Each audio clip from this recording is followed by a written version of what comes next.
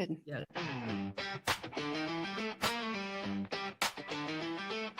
Welcome, associates, gather on the stand. The trial's a circus, but I've got a plan. Not a grifter, still worse than Dan. Hopscotch squares, don't slip, don't fall. BK in a felony, I've heard it all. Shake it, magic 8-ball. Tell me the truth, will justice call? Me be the diva, she's running the show. With Capone and Meg, yeah, everybody knows. That we're fat, well, nobody knows. What the corn echoes as the chaos grows. My credibility left in a vehicle. Hopscotch squares, don't trip, don't fall. BK in a felony, I've heard it all. Shake it, magic 8-ball. Tell me the truth, will justice call? What the corn echoes as the chaos grows. My credibility left in a vehicle.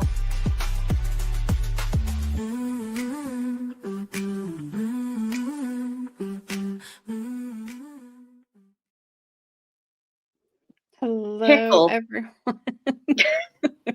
This is like saying the heckle. Vehicle. I tried to get it to say that. It's not easy. It was a good. Anyway. That was pretty good. How's everyone doing, Carmen, other than you're tired? I just woke up less than an hour ago. Gabby? Fabulous. Fabulous.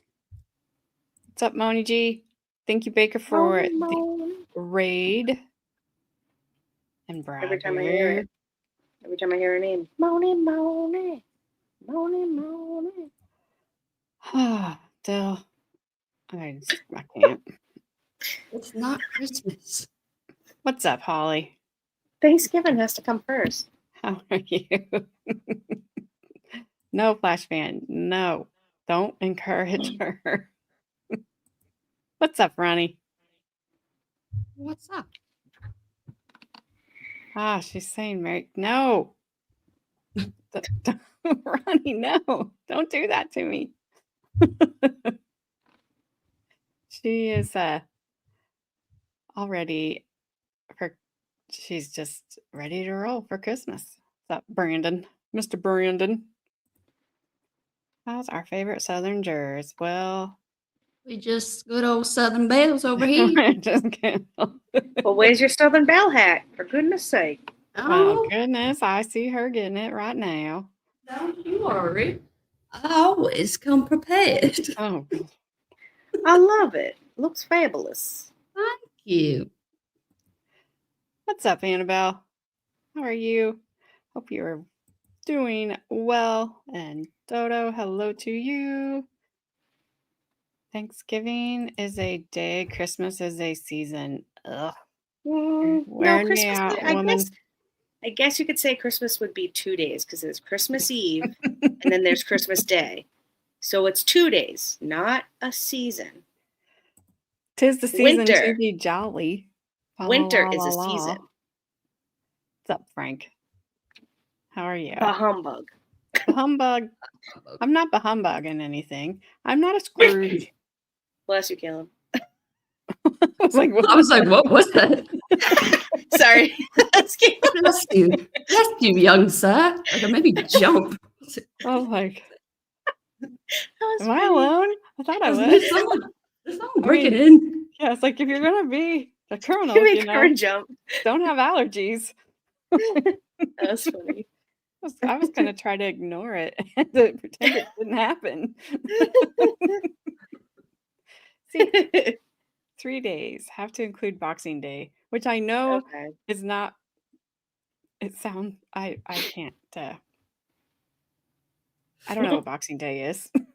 It always reminds me of like, okay, we get rid of all our Christmas boxes now. I know that's not what it is.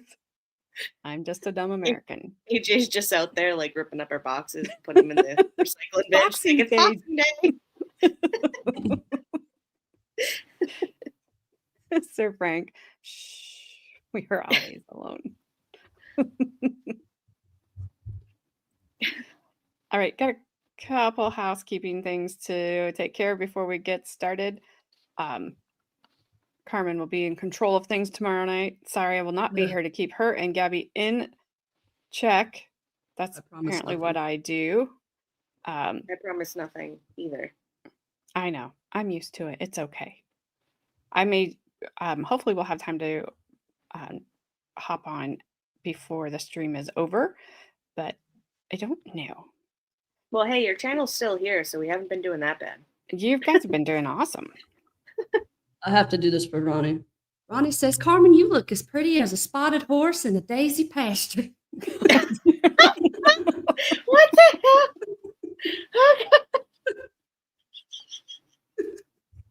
You have to clip that. Wow. That was the best. I'm gonna go back right now and watch it. Hey, Baker. Gabby's Hey. back again. Oh, sorry, my brain is tired. That's Oh my God. that's an Eminem song, right? Yeah. Gabby's back. Back again. Again. Gabby's back. Tell a friend. And yes, listen to Dodo and go to bed.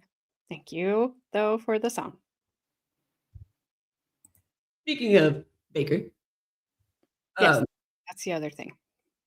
those of you who don't know, I was on Baker's on Saturday morning, and he was, we were doing the fundraiser for my gear, and we were able to raise over $2,000 in 3 hours.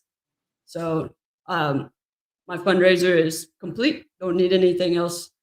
I don't want to take more than what I need, but yeah, it made it where I'm able to get the gear that I want, not just what I need, like able to get way higher quality stuff. So anybody that donated, thank you so much, Baker. I've thanked you a million times, and I'm going to thank you a million more times. Yes. I appreciate it. On top of that, once I am able to get everything, I think we're actually going to, Baker, me, and my mom will dual stream. We're actually going to do an unboxing so you guys can see everything. Ooh, fancy. That she actually did what she said she was going to do. Yeah. This will be 100% transparent. I know we've said it 1,000 times. That's the way it's going to be. So wherever you donated, just thank you. So I appreciate it. Gives me peace of mind. And that was amazing. You guys are amazing. That I never expected that. I don't know why, No. because you guys are all amazing. So and I also appreciate Valhalla for coming on and calling Carmen out and being like, is this what you want, or just getting the basics here. And she kind of didn't know what she said to say some of those times. Well, But, she needed that, but he's pretty good at that. You know what I mean? Yeah, absolutely. He's like, here. And he also pointed something out to me that with the vest I was going to get, the way that the wording was when I was reading the description, it sounded like it came with the plates. And I almost spent $1,000 on something that didn't come with the plates. Yeah, and he was like, whoa, really whoa, whoa. He's like, no. And that would have been terrible. So I was really happy that he actually pointed that out, because that would have been bad. Yeah. That would have been terrible. Can you imagine that? Oh, no. I would have been so upset.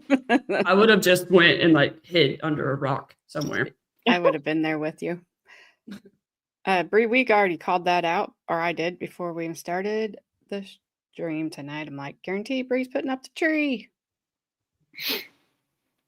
No, ma'am. What's up, little one? Good to see you. What's up? Oh my goodness. All right. So we are absolutely, Holly, and I appreciate it all. And I don't really ever want to get a phone call like that again. She's done that to me twice, and I'm good. I don't want any more of those phone calls where I don't know what's going on and there's not anything. Yeah. I was like, what do. was the second time? I forgot that the phone call that you got the second time was just, what hospital is she at? Because you thought I got pew-pewed. I did. Little I one. thought I thought I got You PP'd sounded when I came to in the hospital. I'm like, why am I in a hospital? Why is there blood beside me? Hey, whatever it takes, little one.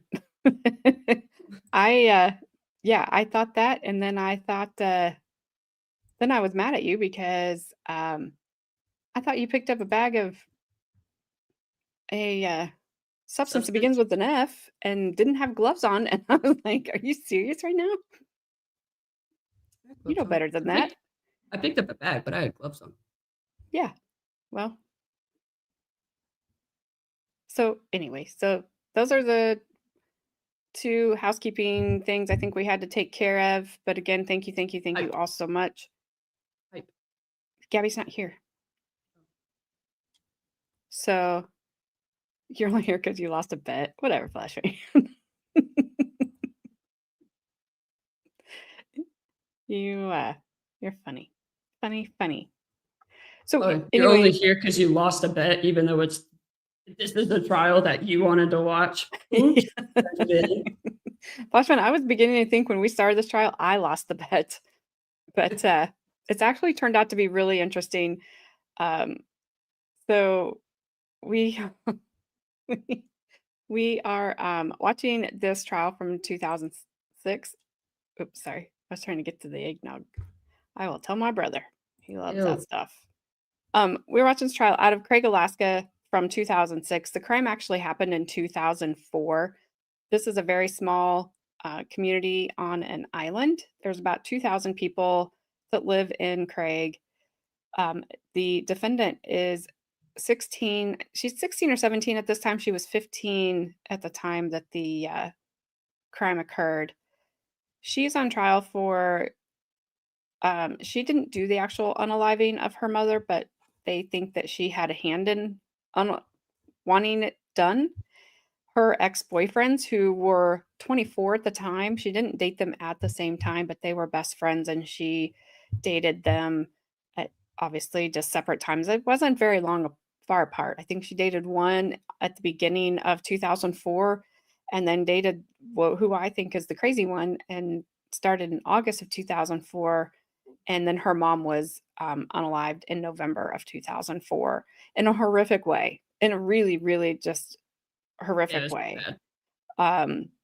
They wanted to make it look like she had had a drunk driving accident. So one of the men involved is about 6'5", 227 pounds. He was a big guy. He tried to, 277. did I say what? You said 277? Sorry. 277. He tried to break her neck. And I think these two, they were very much into, and I'm not blaming video games. I'm not anybody like that. They were, playing a lot of video games. They were into movies.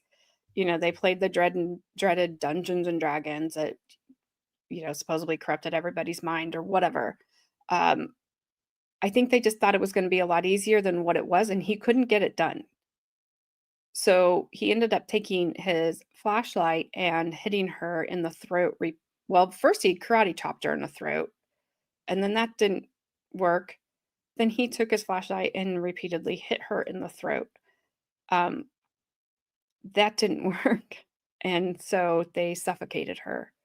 But by the time they had done everything to her, she was bruised, she was muddy. There was no way that they were going to believe this was an accident. And the way that they were going to get them to believe that was a drunk driving accident is they made her drink an entire bottle of wine. She wasn't a big drinker. I think it was So, a pretty big bottle, and she had to basically chug it. yeah, I mean, there was a lot of things going on. Could you imagine how that would hurt so bad? To be hit in the throat with a flashlight, especially by somebody that's 6'5". Yeah, but also what kind of flashlight was it? The police metal one? You know what I'm No. talking about? Like the long No. But handle one? still, just to be repeatedly hit right in the throat with a flashlight would hurt so bad. Yeah. So when they ended up having to suffocate her, for some odd reason, they set a timer and it took 4 minutes. Yeah, I love how So they remembered that. yeah, that was odd and just made the details even worse. So they put her in her van poured gas on her, set her and the van on fire, and then left. So obviously did not look like a drunk driving accident. Actually, the fire was so hot, there wasn't really just the kind of skeleton left of the van. Everything was gone, including Lauri. Sure. She was just ash, and then the upper part of her skull was left. And that's how they made the identification with her teeth. So, But the problem is they're smart, but they're not very smart. Because if you're gonna make something look like a drunk driving accident, you might want to put the person in the driver's seat, yeah, Yeah, they made not in the back seat. so many mistakes. They So many did. mistakes. It's Well- like, come on, man. and the fire was so hot, it burned all the alcohol. Like there was no alcohol when whatever they were able to test. Yeah. There wasn't any Yeah. alcohol there. They were like, it burned up. So When I'm When sorry, Brian- that one's the comment one- just made me giggle inside. Brian, the one that is the 6'5" guy, when he said, "Oh yeah, I had size 8 shoes on," I'm like, I'm 5'7" and I wear size 8 shoes in men's. he shoved his giant foot into these little size 8 work boots to try to throw everyone off of. But can't they tell, like, by the way that the shoe like compresses, like if they're wearing like not the right size shoe? Well, I have guess no maybe if idea. you don't live in Alaska and their CSI team isn't consistently, I don't know, out fishing, you'd probably be able to tell. This investigation was weird to begin with. Oh, for sure. John Gary, she was so drunk she got in the back seat while driving. She's like, she was sitting there. What's this? She was like, all right, now I want to be Miss Daisy. Let me get to the back seat. I'm a She's just holding the reins, going, yeah, yeah. Get up that hill. It's me, Jessica. What's up? Oh my god, that's so funny. I cannot not say it like that. I Hello, know. Snipe. How are you? Hey, Snipe. What's up? Now that Miss Gabriella Cinderella is back, Wow. Gabby, you want to talk about the hype? Oh yeah, so when a video is uploaded after the live, you have an option to go back to the video, and if you hit where you can comment and you slide you slide it to the left, there's a hype button, and if you hit the hype button, it gives points to the creator of the channel, which then puts their video higher in the algorithm. So the higher the hype points the channel gets, the higher the video will be put in the algorithm. So that's always something that will help as well if anyone wants to go check that out. If you have any questions, just message Carmen. Don't message Carmen for anything. I have She'll never answer. I'm just telling you. Like, currently, I have 7 unread messages, and I just went through these yesterday. yeah, don't message Carmen. I just wanted to see her face. and it's only available on mobile. I don't think it's available on the desktop. No, it version. is. It is. It's Oh, it only. is? It is. I think it might not be available for you because you're the one who like owns the channel. You know what I mean? Because Okay. you can't hype. You can't I hype cannot, your yeah. own channel. I And it YouTube only does it for like. There's specific qualifications that it goes through after it's uploaded, where it's like it will be able to like get the hype. You need to be from Australia as well. Caleb said you need to be from Australia as well. That you have the right So, qualifications. That's. Did you hear what he said? Say it again. Well, you have to have the right qualifications. I Uh, thought he was making a different kind of joke, but that one was good. No, he doesn't know about the other one. so I don't know if this will pick it up, Oh, hang on, Carmen. but I know it's blurry, but this is an old video. So that's the comment section. Just swipe it over, and there's this hype button right here. I know it's blurry, but you can hype a video 3 times a week. What is this, Baker's channel now? Good Lord. No, it's me not knowing what I'm doing. Apparently. Jesus. Did you have a little too much unsweetened tea, AJ, today? That ain't tea in there. Know what's wrong with it? Ain't got no gas in it. So anyway, Derailed. I would appreciate it. I might not have. God, I'm choked on now. Sorry, bestie.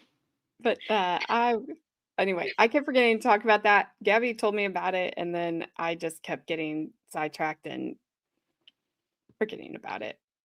Well, that's Yes, for any that's YouTube right. channel that you guys follow. Go and hype their videos. So any YouTube channel, it just helps their videos get into a better, like a higher ranking algorithm.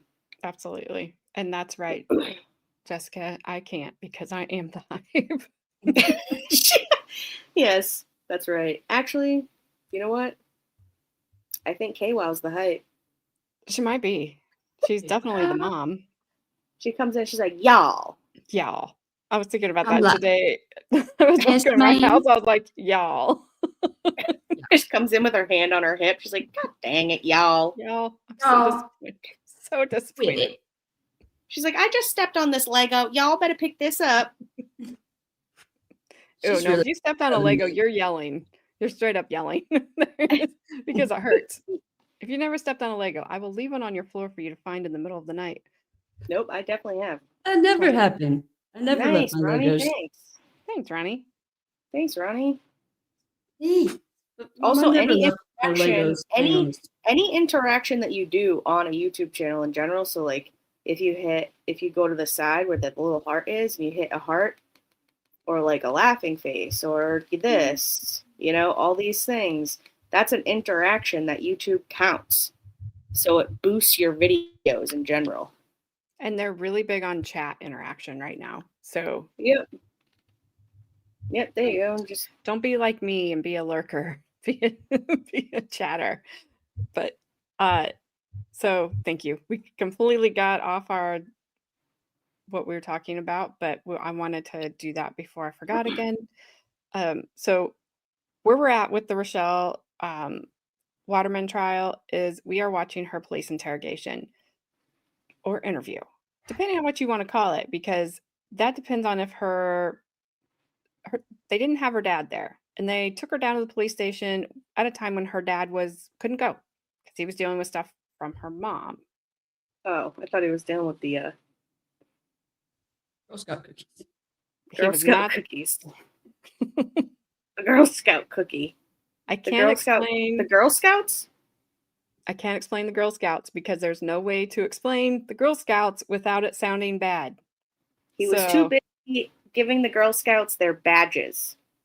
Nope. He's not a pedo or anything. We just have not figured out how to say this without it sounding. But no, he's a war vet. Like he's a good guy. We're just terrible people. He was very involved with the Girl Scouts. And that's where he was the weekend this crime happened, was at a Girl Scout thing in Juneau. And Rachelle was at a volleyball tournament in Anchorage. I may have the cities flipped. On Anchorage? I don't know if they were in on Juneau? Anchorage. Or in Juneau on Anchorage? I don't know.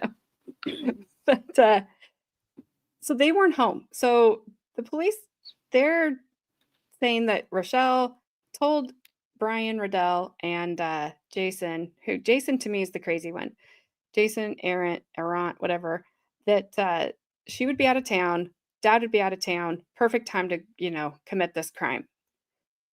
That's the theory that they're trying to build everything on. So far, they've not, for me, that's my opinion only, they've not connected Rachelle to this crime. She supposedly had this online blog called My Crappy Life, hence the name of the trial.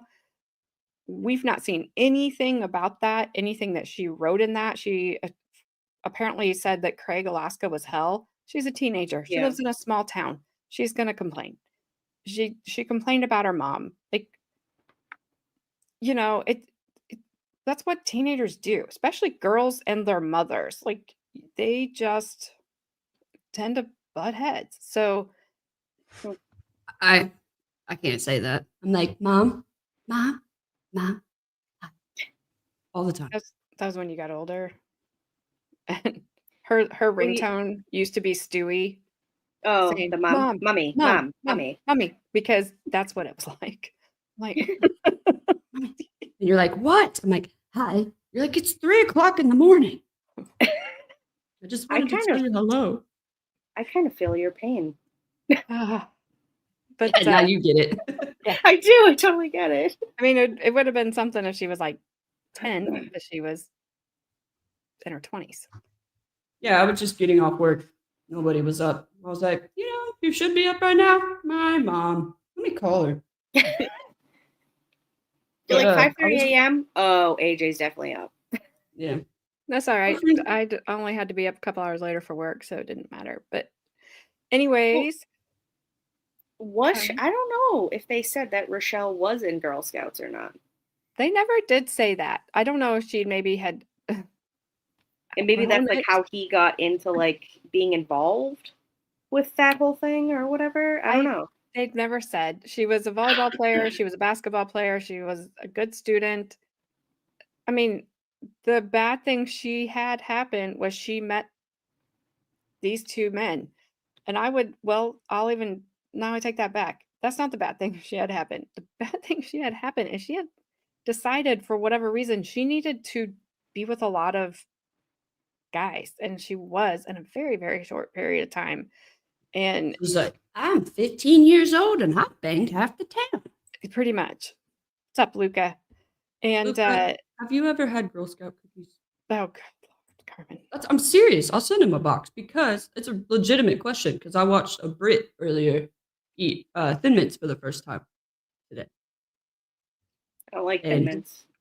they were Yeah. saying he had his other friend eat it. And he said, every American is going to tell you to do something with these. He's like, I'm not going to tell you. They're going to tell you in the comments. And all of them are like, put it in the freezer. Put it in the freezer. Yeah. So they did. And they're like, that's amazing. That was a legitimate question. I wasn't being inappropriate for once. What? It's overrated. There shouldn't be any chat scrolling down the right side of my screen. No, there isn't. The chat is from I don't have that turned on. There Um, isn't. I have it up on my phone. uh, There isn't. Holly, click out and come back in because sometimes it glitches. Yeah. Yeah, I don't turn that on because I had it on one time when me and Carmen were live. I was like, oh, cool feature. And I clicked it and I was like, oh, cool. Come on. Come do something about it. that's strange because I don't have it on. Oh, That's really weird. it will do it on the TV. If Oh, you really? take your remote, there should be like hit pause.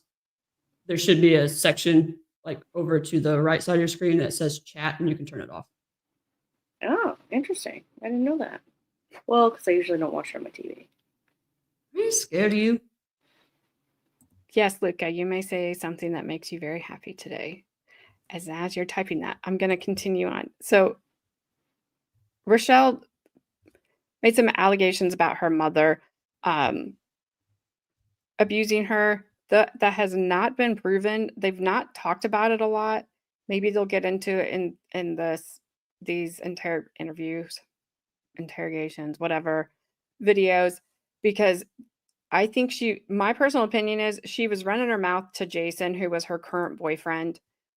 Again, she was 15. He's 24. We watched a very handsome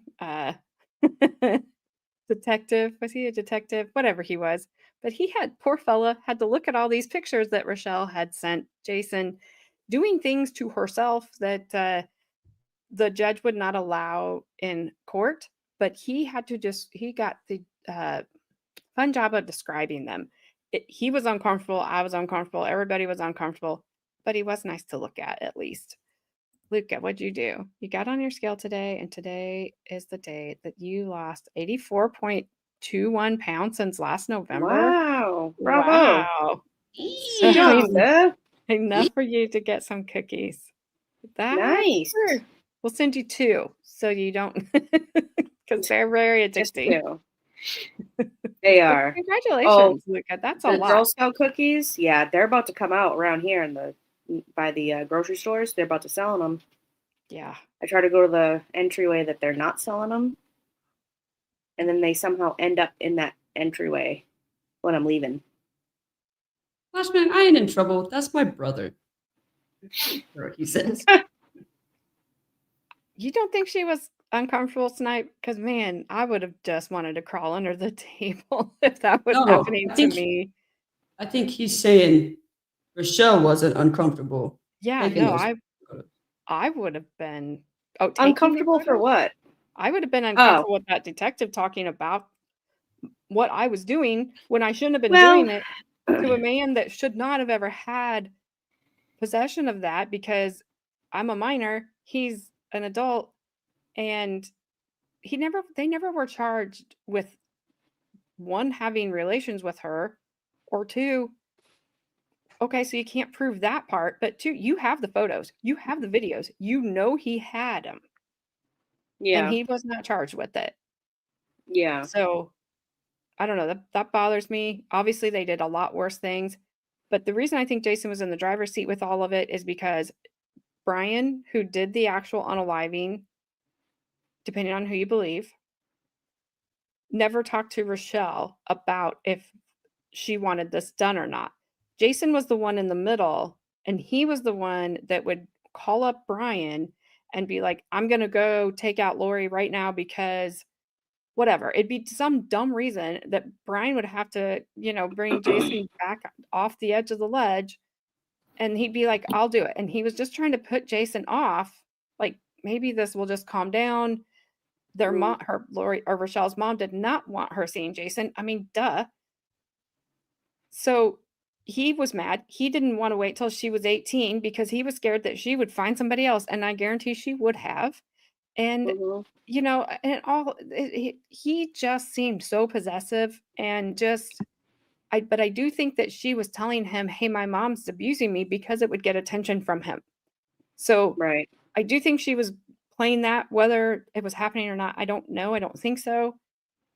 But yeah. then he was using it to feed Brian information, and this is where we And are. then he fed it to whatever his name is, the other guy. Jason fed it, yeah, Because to Brian. yeah, Yeah. yeah. And I sort of agree with Snipe. I don't think she cared. Because she's how old during the trial right now? How old is she? I think she's 16. I heard somebody say 17. So, but I thought she was 16. And hey, what's up, Super T? So I just don't think that she really cared. I think there was something going on, but I can't physically say definitely that she's guilty because I haven't seen anything.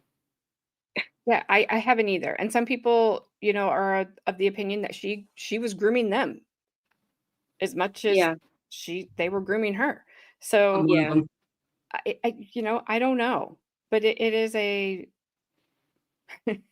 was a very strange combination of pink and orange. Ugh. yeah. Brian, It really was. I mean, Pepto-Bismol pink.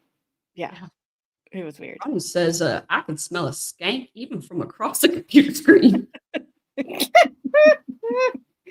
Absolutely. What's up, Ash? Good to see you. So, all right, Eh, we've a little croissant. messed around enough here. So this is we're continuing on with her interrogation video. The investigator in here, he's on the stand, he mumbles so much in these videos. It's like, so I apologize. I think I have the sound okay. I had Carmen and Gabby listen to it just a little bit before we started the stream. So we'll see what happens. If I need to adjust it at all, I will try. But this is a 2006 VHS tape, so it's not Oh, like heck yeah. Let's it's get not it. Let's What's get a all VHS? nostalgic. Let's get all Carmen. nostalgic. I will drive down there with Brandon. Okay, so you had contact with him on Tuesday. Yes. And you told him he was It obviously gets a at that little time, better. you were going to be gone. Yeah. Do you think you told him Dad was going to be gone too? I might have mentioned it like a while ago, but I really don't recall that it might have come up. Okay. The other day I was talking to your dad, and he said, I hope none of Rachel's friends are involved in this. Why would he say something like that?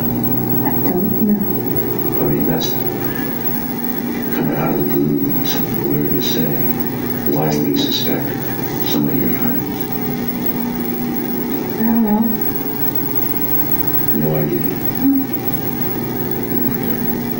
The only thing I knew is she can be a bitch when it's really late and we're being loud. Okay, well, I mean, we all have things that set us off.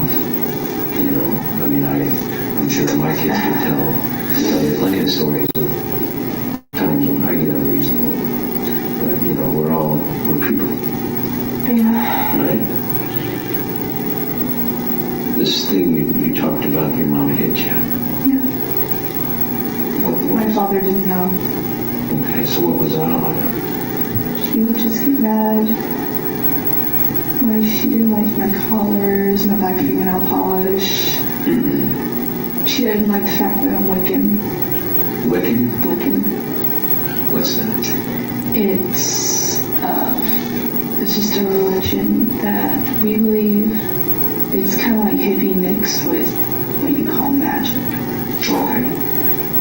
And we believe the earth has spirits and perform spells and Okay. So she's upset with you about this. yeah, she didn't like that. Okay. So how would she deal with it? Get angry and we'd fight. Well, not really fight, but you know, she'd say you shouldn't do that, la la la, lecture. And Mom, I have a she- question. Explain, maybe. Slap you across the face, kick you in the chin, what do you mean? She's done different things. Once I was laying there and she came and hit me with a baseball bat on my legs. Once she tried to push me down the stairs, I caught myself. What else? She slapped you, punched you. Pushed me down more. Pushed me into the Yes, Carmen, I thought that they said that Lauri was you're with you. muted. No. No. Sorry, you weren't. Your mouth was moving, but there was no sound. No, Rachelle was, and Lauri didn't like that. Oh, I got confused. Okay, that makes more sense. I thought she was saying that she didn't like it, but I thought that they had said that her mom was weakened. But also, if you get hit in the I- legs with a baseball bat, that's leaving a mark. Oh yeah. But yeah, sorry, I just got confused. That's okay. I can't hear you over the buzzing sound, so you'll have to like wave your hand or something. Raise your hand like a class.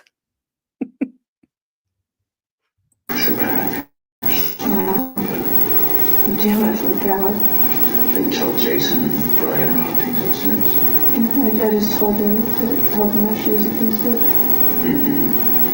Did you give any details about it? Not really, just, you know, that she pushed me occasionally. I didn't really say exactly what happened. You think they got upset about that?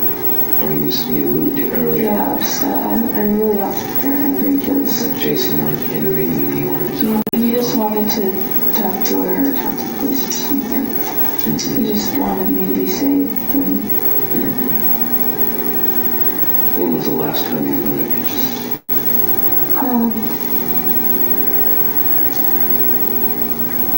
a couple weeks ago, maybe. that it was nothing big. It wasn't like the other worst she'd ever done. What's the worst she ever done? She came at me with a knife once. When was this? That was a long time ago. Like 5, 10, 15 years ago. How long? No, a year ago maybe? Yeah. Your dad around? What was the circumstances around that? And my dad wasn't home. That was right after she found out he and I were having sex. He was my first. If you really think about it. And she came at you with a knife? Yeah. I ran away in the kitchen. She was coming at me, picking up. And I ran away. Okay. I hid in my room. So, did you tell Jason and Brian about all these incidents? I told him about it too. Did you ever tell him that something like, I wish she would stop, I wish she would leave me alone? Well, of course I said I wish she wouldn't hit me. You ever say anything like, I wish someone would straighten her out, get her out of my life? No, because I didn't want other people interfering. Because I was embarrassed. Well, I can understand that. Well, again, getting back to the motivation, what's driving these guys to do something like this? No idea.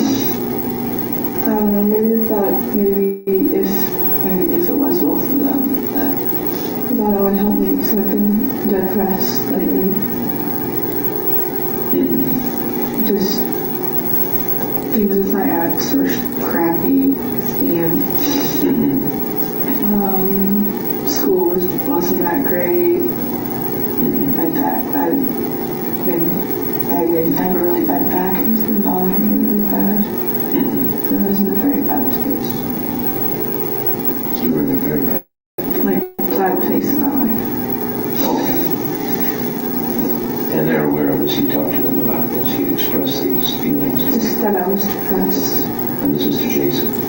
Yeah. But no, he probably told Brian just because that's who he confides in. Exactly. So I understand they're pretty tight. Yeah. Okay. So you're saying it's possible they misconstrued all this talk? They're going to rescue you because they're a good buddy, or because they want mom out of the way so they can have sex with you? I really highly doubt it was the second one. Well, you never know. People say sex is a big motivator. Sex, particularly young men, sex is an incredible motivator. Yeah, but there's enough people on this island that's really not a hard thing to find. Well, I know, but it's not. It's sometimes hard to find a nice looking 16-year-old girl to have sex with.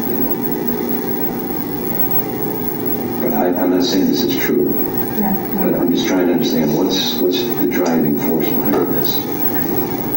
What is making this happen? I think they're also worried about me because I have contemplated suicide. When did you articulate this to them? Or to Jason?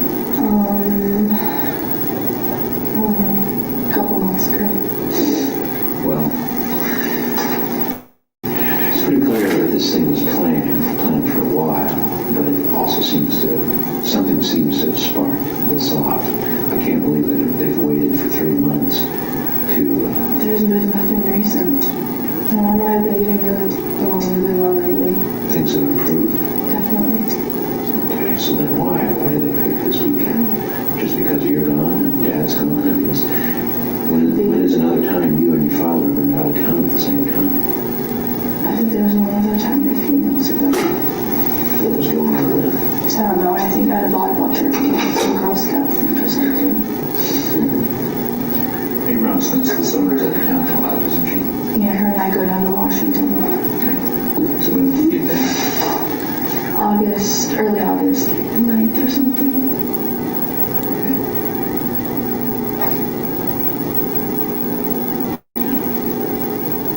But you told Jason once that you wanted to kill yourself. Yeah. say why. Do you see anything like I'm driving back home, I'm crazy, don't kill It's myself. just my life is crappy, everything's going wrong, that kind of Pause it. engaging all the drama bullshit. Okay. Did you hear what she just said? No, I was trying to type. He said, so did you tell Jason that you wanted your mom unalived? And she said, yes. Okay. So, but she's going to say yes, right? And then because in the state's opening, she says yes, then she says no. But the other thing, I'm just trying to piece things together because I can barely hear it. I know. Okay. And I thought this was going to get better. But she said that she had contemplated unaliving herself, the abuse, and then when he said the things about, do you think it was a motivator for sex with these young men? And she said, no, there's plenty of them on the island. But then his follow-up was gross. It's hard to find a good-looking 16-year-old to have sex with. I'm like, this Yeah, that's not nice. don't. That was gross. Don't. Like, Yeah. you can come up with something else. He's come off so creepy too. So Yeah, maybe lawyer there's not. V is horrible. Yeah, he's creepy. Super creepy. But yeah, I wanted to point that out with, she just said yes, because, well, you beat me to the punchline. That was brought up during the opening statement. So I've been curious to see, because like this is so far, that's the only thing that's been shown that even remotely ties her to this Yeah. throughout this whole case. But it's even like, though, you can't just if I just walk into a police station, I confess to a crime, they still have to prove I did it. Correct. So they still need to do something more than show her, say I did it, I didn't do it. Like, I need a little bit more than that. Like, tie her to this somehow other than her maybe lying or not lying. I don't know, because I don't know. Well, I mean, at this point, I mean, she might like it. She might like that. What do you mean? What? I'm Oh, just tie her curious. up. So- I, I was that's like- why I said, what do you mean? And I was like, just but Yeah. that is true. I mean, I can't remember if it was in Texas or one of the southern states about that guy that he confessed to all of these unalivings, and they closed the cases because he confessed. Yeah. Turns out he didn't do it. He's Yeah. actually he's just a lunatic that likes attention, like, and yeah. And then the actual unaliver was still on the loose. Yeah. that's crazy. Frank says Sir Frank, sorry. She said yes, but it was most likely sarcastically. You know how many kids have wished their parents dead at some point? Yeah. True. I don't mean it. I mean, again, like we forget that she's like 15 here, you know? Yeah. Yep. And I mean, the whole thing's just crazy. Yeah. Okay. That'll do. Oh, Lord.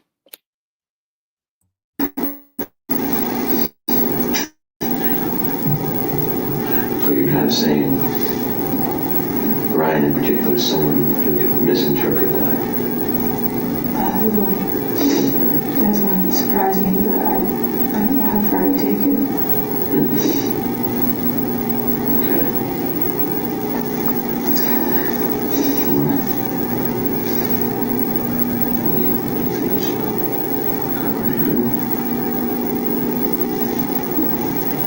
Just like to take a little break. Is there more? Well, I mean, there's always more. I'd like to get it over with, please. Okay. Well, we do need to step outside for a minute. We'll leave you alone just a bit. We're going to put the tape on the hall for just a sec, okay? Be right back.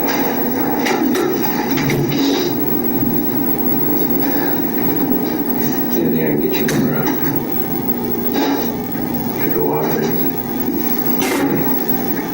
We'll be right back.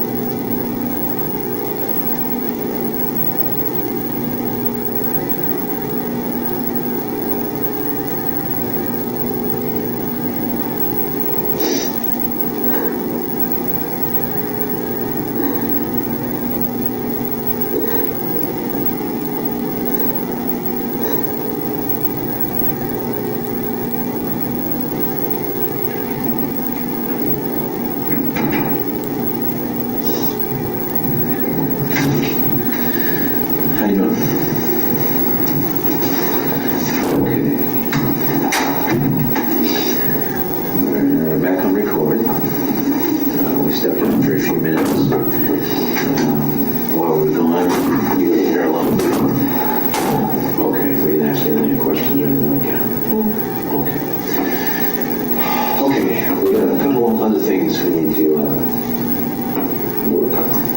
Alright. All right. As I said, we've talked to Brian and Jason. Yes. Their story is this, basically, that they were together Saturday night, Sunday morning, and that Jason drove out to Brian's house somewhere between 2 and 4 p.m. Saturday afternoon.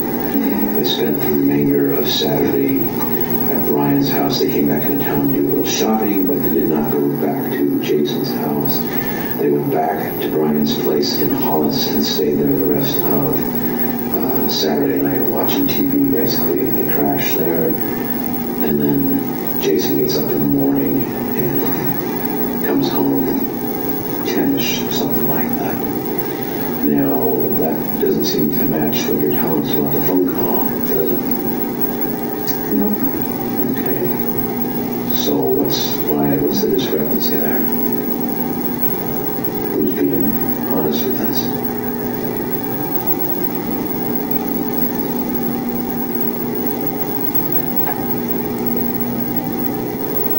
Did you call him? No. Okay. So you didn't talk to him on Saturday? No. Okay, why did you tell us that? I was scared. Okay. The why is important, understand? Yes. Okay. I understand you're scared, so you didn't talk to him on Saturday. When was the last time you talked to him? Tuesday. Before you left? Yes. So you never called him the whole trip? No. Okay.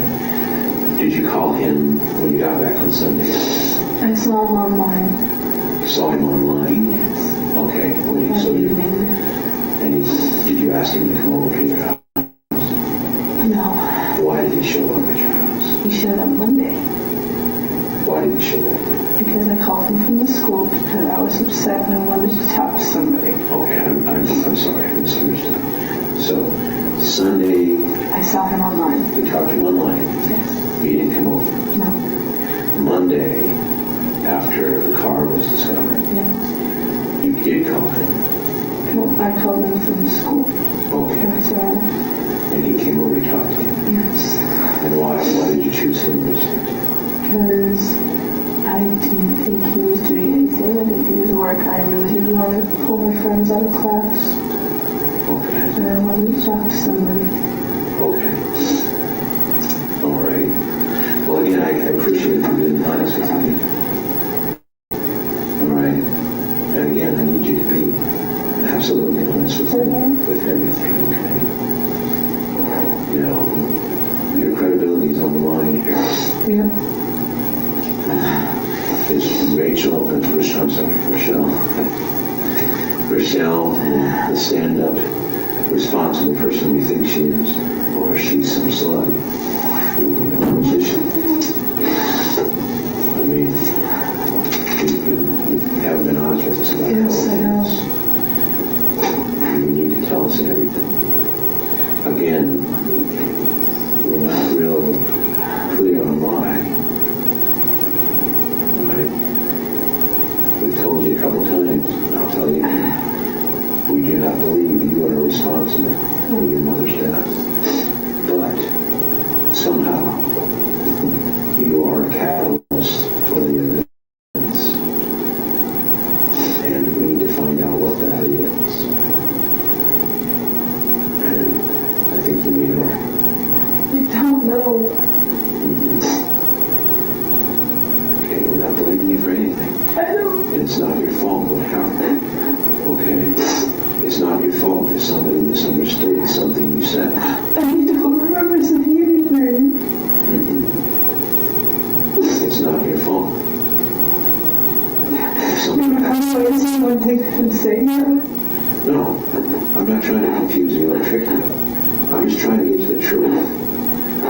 And, you know, in every contact I've had with you, you're putting your cards close to your chest. You're not. given me stuff unless I extract it from these things. Okay? And that bothers me. I know you're scared, I know you're confused, and I know this is probably the toughest thing that's ever happened to you in your life.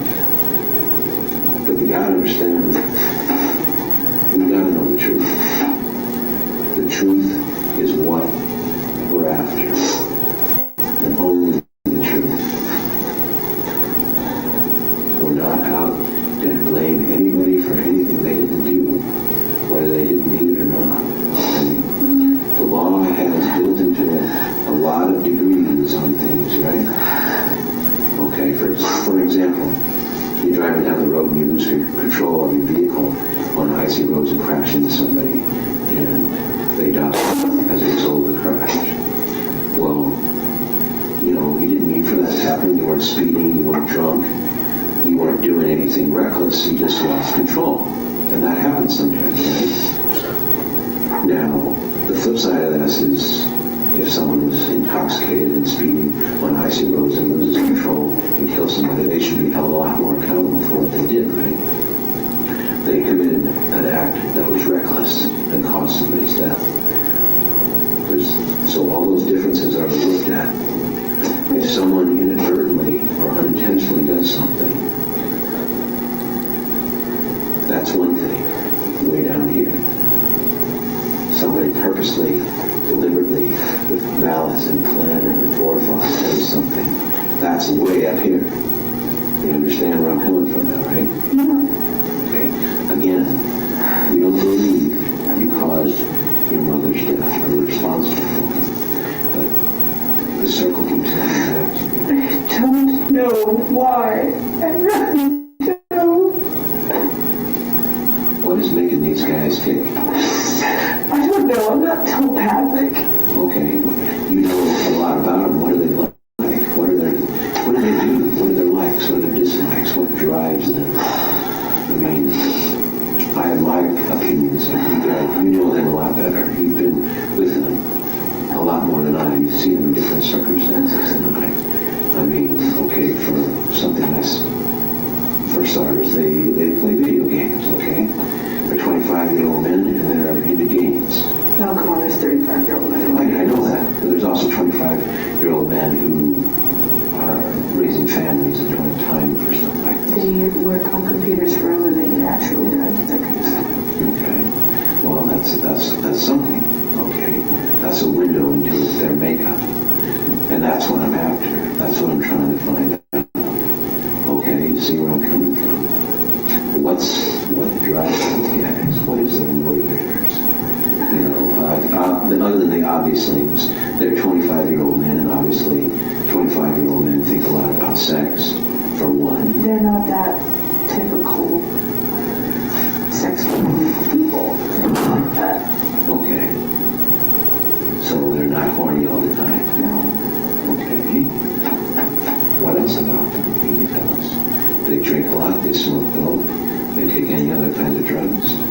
Occasional drinkers, maybe every month, share some couple drinks. Yeah. Jason smokes cigarettes. I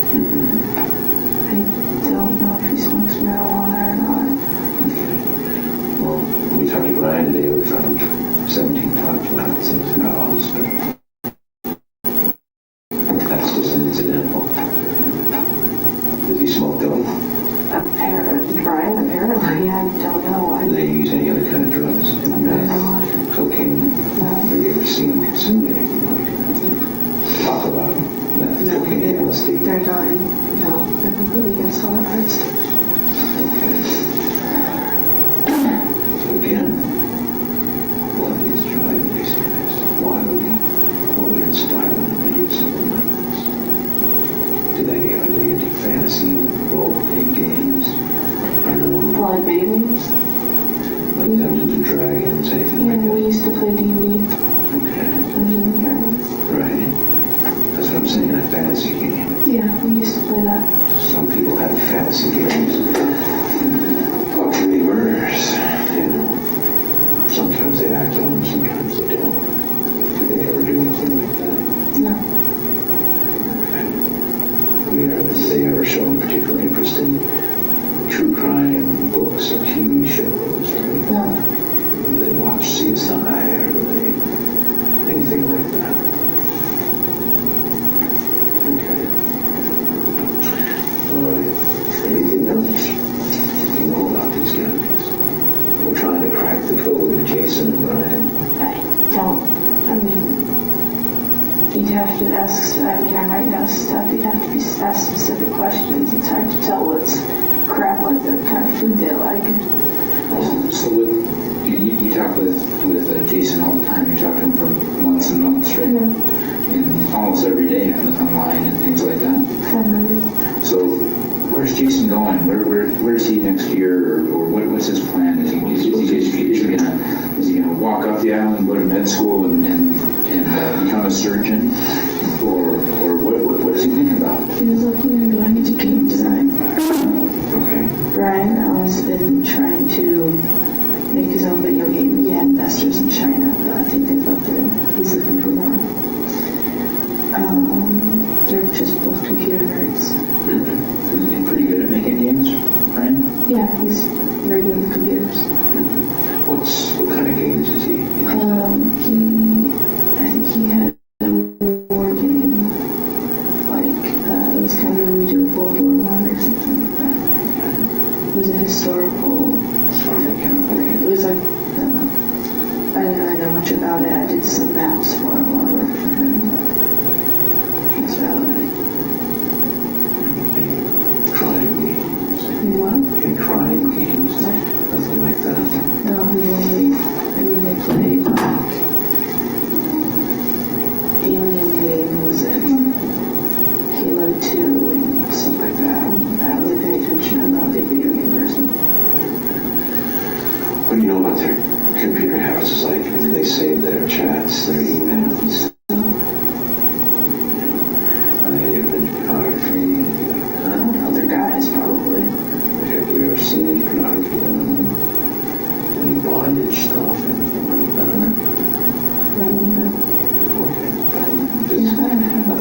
A lot of things make up a person. They're guys that probably have porn on their computers. Everyone from 13 to the grave has it. I'm worried about Jason. Jason is acting really strange with it. Jason feigned an attack on himself, cut his throat with his keys or his own fingernail to make it look like he was attacked. Told us a story which all by itself is a crime. He's committed a crime already. Just this BS story and getting the police to respond to this. If he's willing to hurt himself, implicate himself or commit a crime just to do this with the amount of pressure that's on him now, I'm afraid he's going to hurt himself, do something so reckless that other people will hurt him or it's going to be really detrimental to him. And then, we find this strange because we're obviously trying to find out who did this. We think that Jason did it. We think Brian did it. We have a lot of evidence that points at them. But I'm a gentleman. I'm a compassionate man. I don't want to see people hurt unnecessarily, ever. And that includes Jason, that includes Brian, that includes you. Right. Okay? And I'm concerned that he's going to get hurt or he's going to hurt himself the longer this drags out. And I think that we have a way to stop the clock on that progression of events, because that's where it's going. Desperate people do desperate things. And the longer that stress is building and not releasing. Yeah, making me feel really bad. I'm sorry about that. Unfortunately, that's my job. We do it all the time, but we have to do it. All right? Whether it's pulling somebody over and giving them a ticket. I know, I just don't like being made to think that I caused my mother's death. Well, I'm sorry for that, but sometimes we have to accuse people, basically put their feet to the fire and see how they react to understand where they're coming from. The other thing, Rachelle, is that the facts are inescapable. I know, but I'm being told. Why? The truth. No, That is the truth. That's all. It's not malicious, it's not a game, it's not anything else, it's the truth, plain. You're telling me I killed my wife? No, that's not what we're saying. We're not saying you did that at all. We're saying these two people you know did that. These two people that you know killed her, and for some reason, something is motivating them to do that. Okay, that's all I'm saying. And I'm trying to find out what that thing that motivated them to do this terrible thing. The only nexus, the only connection is you. What's your plans for tomorrow? You going to Just school? go to school. Well, I think it would be a bad idea for you to go to school. Yeah. Well, you've got something to think about. You're either going to focus on school or be distracted by your friends and what's going on. I highly doubt I'll be distracted. Just understand where I'm coming from, okay? I've been doing in this business a long time, and I know a lot about human nature. Stuff like this is very, very difficult to hold on to. You gotta talk to somebody, but this is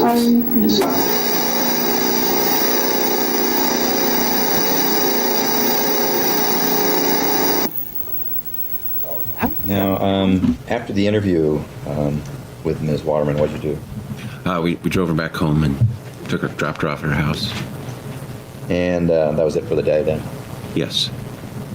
Now, the next day, you went and did you talk with Jason Arendt? Yes, I did. We asked him to come into the Kawak Trooper Post and talk to us again. And that was late morning? Yes. And during the initial portion of the interview, did he continue to deny any knowledge about what had happened? Yes. Okay. And then partway through, did he give you some information? Yes, he did. What was that information? He said he knew who had carried out the murder, and he identified Brian Riddell as having killed Lauri Waterman. Okay. And what did he tell you about how he acquired that information? He claimed that Brian had asked him to meet him at a certain location, didn't explain to him what was going on or why. He just said, meet me at the entrance to 3012 Road at a certain time. Jason complied. That night, Brian showed up driving the Waterman van with Lauri Waterman's body in the back. They drove up to the end of 3012 Road, destroyed the vehicle. Then Jason gave Brian a ride back to Hollis. Okay. And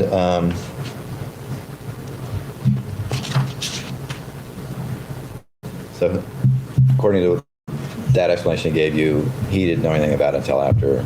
He claimed he was unaware of what he was doing until the van showed up with Lauri's body inside of it. And she was already dead. At that time, he claimed she was already dead. Okay. Now, did you ask him for some help in trying to get evidence against Mr. Riddell? Yes. And what did you ask him to do? I asked him if he'd be willing to wear a transmitter and a recorder and then engage Brian Riddell in a conversation about the murder. And did he agree to do that? Yes, he did. Okay. And what did you have to do to set all that up? We have to apply for a search warrant. Its technical name or official name is called a glass warrant. We appear before the magistrate. We give evidence. Jason testified before the magistrate about what he knew, and then the magistrate granted us this search warrant, which allowed us to record and seize the conversation. And Jim, after you got that, did you meet up with Mr. Aaron? He stayed with us the whole afternoon, okay, all through the process of applying for the warrant, and then when we were ready to execute it. Okay. And what did you do to get ready? I mean, what did you have to do to? I mean, did you put something on him or what? Right. We put a transmitter on his body, and then we also hid a small digital recorder on his body too. The transmitter was more so we could monitor the conversation, tell what's going on, kind of like his lifeline, to pay attention to what's going on while he's talking to Brian. The digital recorder was the main means to record the statements. We could hear, you could get both the kind of backup, covered one another. Okay. And after you put that on him, what did you do then? After that was ready, briefed him on what I wanted him to do, how I wanted him to behave, certain things not to do, certain things he should do while he was in the house, just technical aspects of how to work the device. Like, for example, I told him, when you get into the house, if a TV's on or stereo's on, TV, not the conversation, things along those lines. Okay. And what time is it y'all left to go do that? I mean, to do that? If I could refer to my report, I'll give you the exact time. Sure.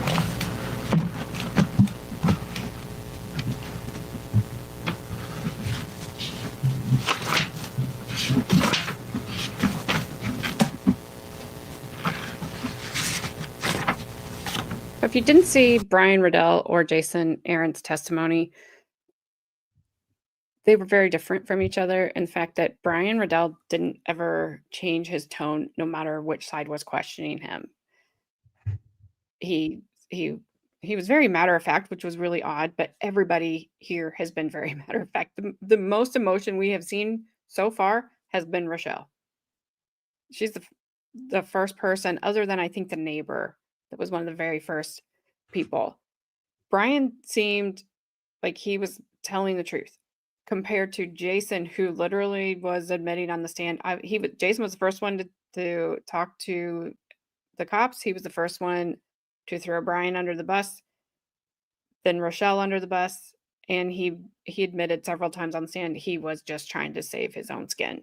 So I don't know how much weight I put on what Jason had to say and what his level of involvement was, because Brian's story changed after he found out that Jason was basically, in Brian's words, lying about what had happened and his level of involvement in things. He was like, okay, fine. I was going to take the fall for it all. I'm not going to do that anymore. But Jason just kept pointing the finger at everyone but himself. So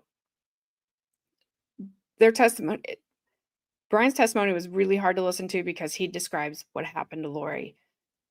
Jason's testimony was him distancing himself from the entire thing. So that's kind of where I am with those two. I don't know if we're going to finally get to hear whatever came out from Brian or from Jason wearing a wire to try to get Brian Riddell to confess, but maybe we'll find out here. And also, if you saw us laughing earlier, not laughing at the trial or anything in the chat, it was because closed captions said fantasy book diabetes, and it was just funny. The cop asked what were they into, and it said fantasy books and diabetes, and we just both caught it. Yeah, Jason is creepy. I mean, they're both kind of creepy for being with a 15-year-old, but Jason tips the scale. Oh, I've said it before, and I'll say it again. I really think that if they wouldn't have got caught, or none of this would have happened, and she ran off with Jason, once she grew up and realized this is not who I want to be with, he would have flipped out and probably hurt her. Yeah, And like I said, I think she very would have wound up possessive. in a pit, Oh yeah. putting lotion on her skin. All right. Stop it. Oh, Pelltown, your autocorrect is still better.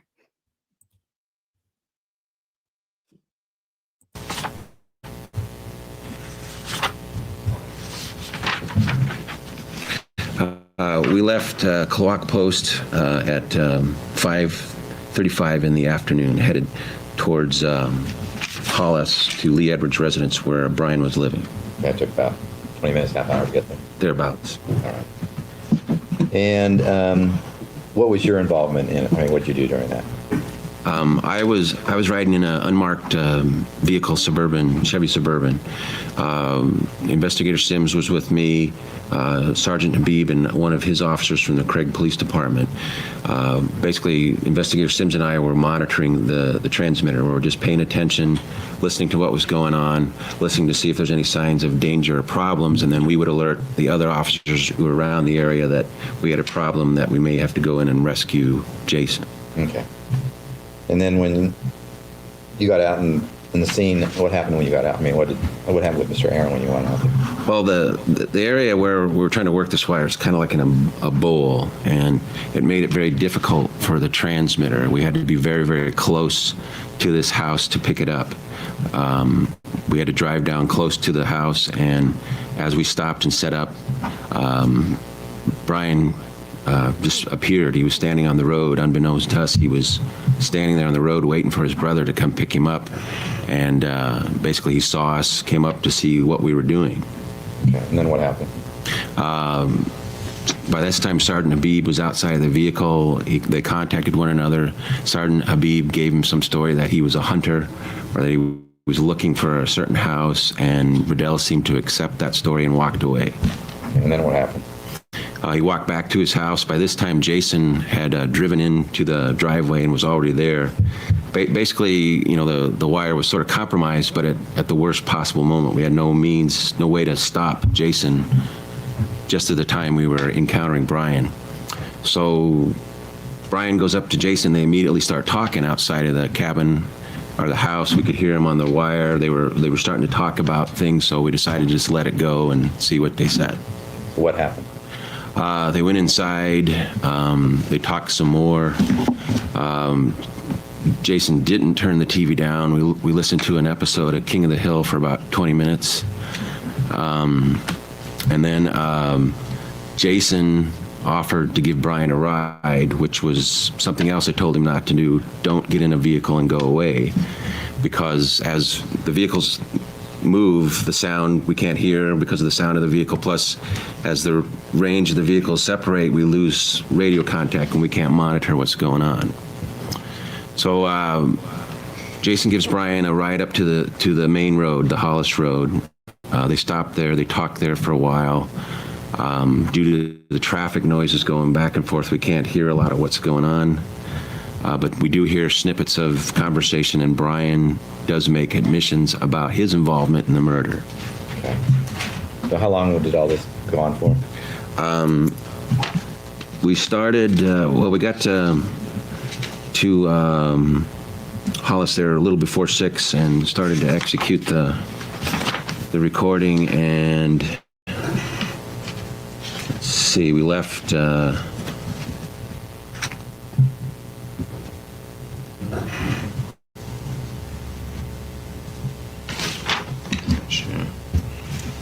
we left about 7 o'clock, so a little over an hour. Okay. Thereabouts. How long were they up at the roadway waiting up there? A few minutes, 10 minutes or so. Brian's brother was coming to pick him up. He was moving back to Thorn Bay from Lee Edwards' house, and he was waiting for his brother to come up and pick him up. So they had gone up to the main road to try and intercept his brother. And did they wait up there until his brother arrived, or what happened? No, they got back in Jason's truck again. They drove around some more, trying to find his brother, assuming that he had turned down the wrong road or something. And finally, Jason dropped off Brian. Brian was picked up by his brother, and he left. So what happened then? What did y'all do then? We met up with Jason. We shut the transmitter off, picked up the recorder. We went back to the Klawock Trooper Post and then listened to the information on the digital recorder and see what was said. Did you hear more information on the recorder? Yes, a lot more. Okay. And Mr. Riddell implicated himself in it? Yes, he did. Okay. Did he implicate Mr. Ahrens on it? No, he basically, the only thing he said about was... Your Honor, would object to hearsay. Exception? I think most of what he's going to testify to is not hearsay, because it's not being admitted to prove the truth of the matter asserted, because... It's not relevant. It's not being admitted for the truth. All right. So he implicated himself. Yes, he did. All right. So what did you do then after you listened to the tape? After we listened to the tape and realized what was on it, we made arrangements to meet Brian at the Thornvay VPSO office. Called him up. He agreed to go meet us there. And did you go and meet him up at the VPSO office? Yes, we did.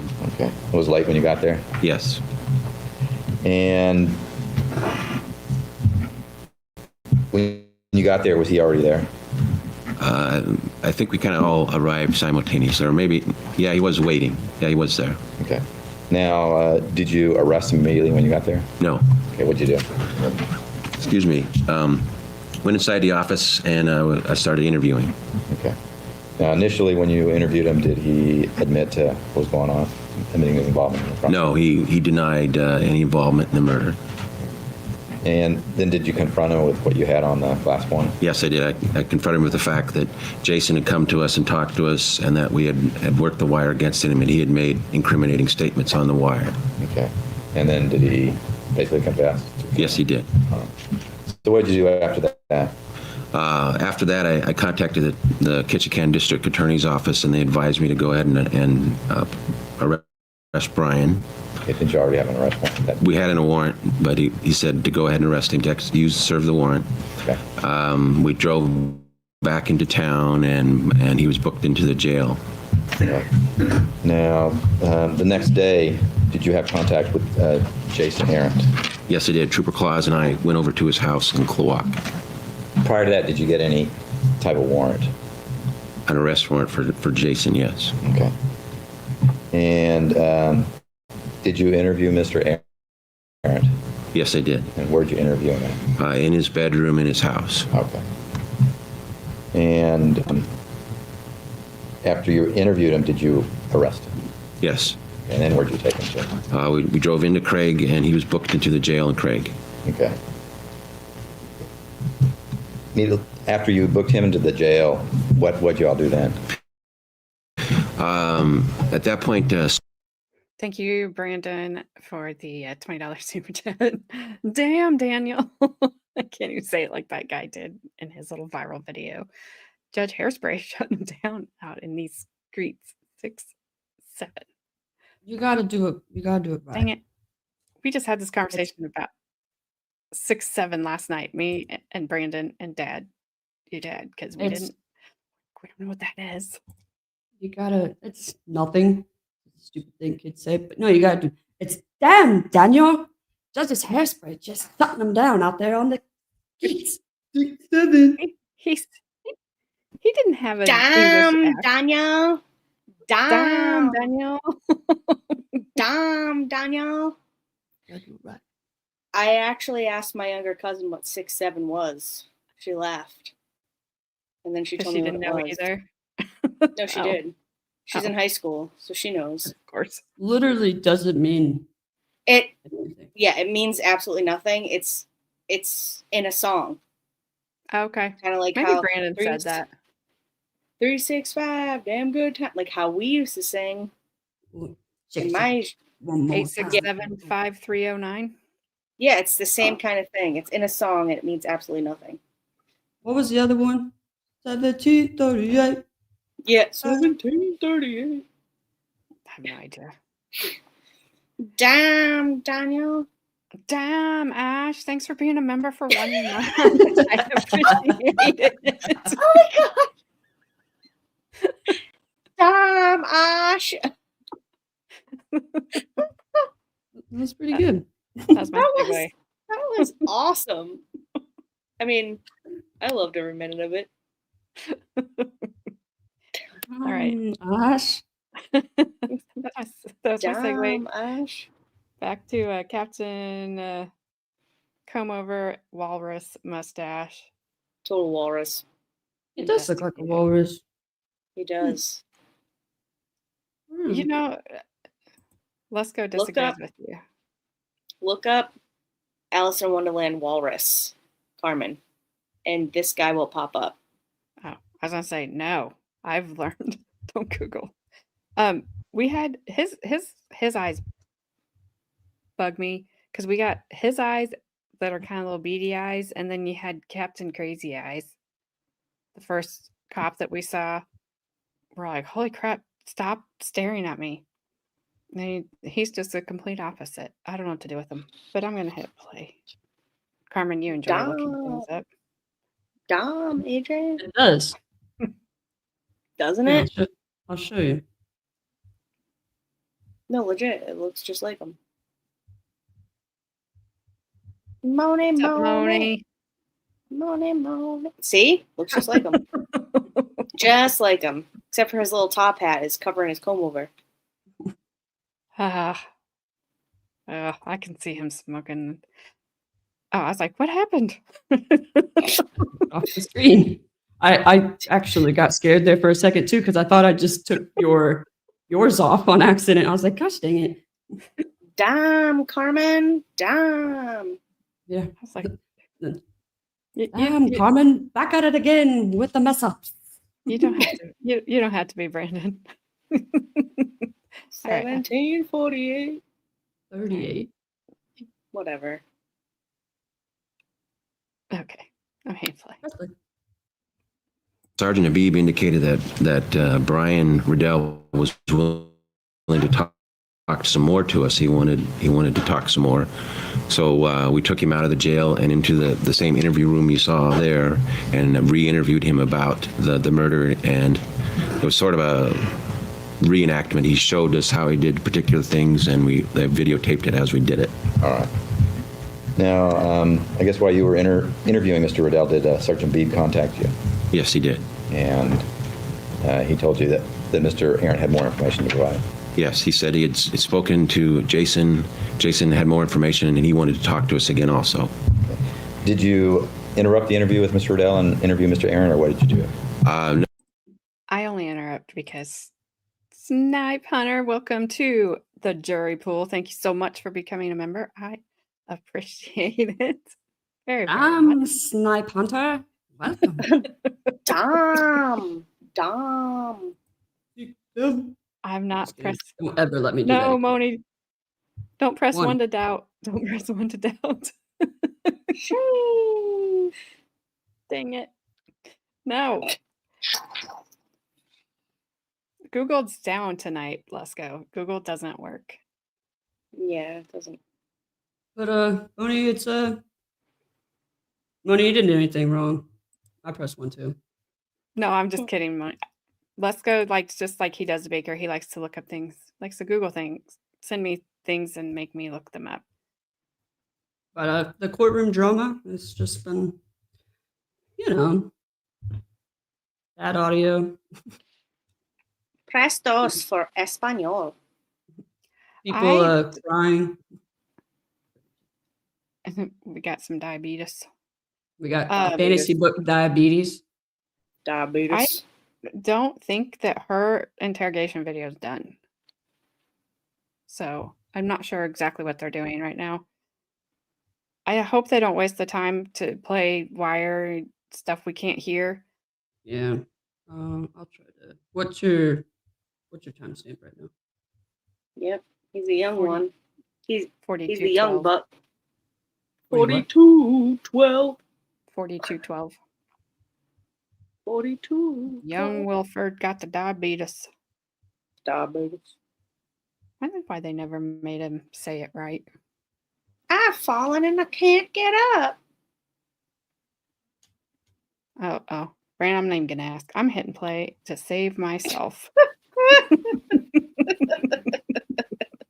No, we continued on with Brian until I was finished talking to him, and then started to interview Jason.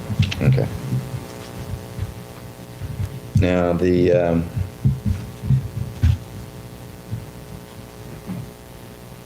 that was the last time you interviewed Mr. Riddell? Brian, yes. Okay.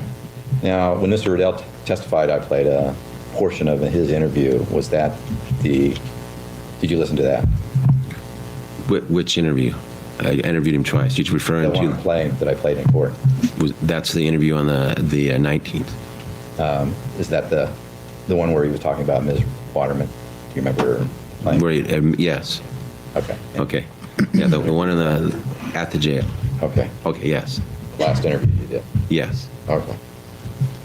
Now, then after you finished your interview with Mr. Riddell, what'd you do? After Riddell, Jason was brought in and we re-interviewed him. Okay.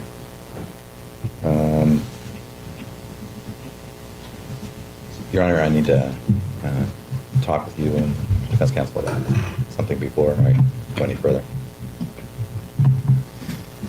Right. Why don't we take a short break at this point, and then we'll take our long break today about 12:30 or so. Does that sound agreeable? So this will be a short break. Remember the admonition, don't discuss the case even with one another. Keep an open mind, no contact with parties, witnesses, or others, no experiments. And we'll see you probably just a little bit more than 5 minutes.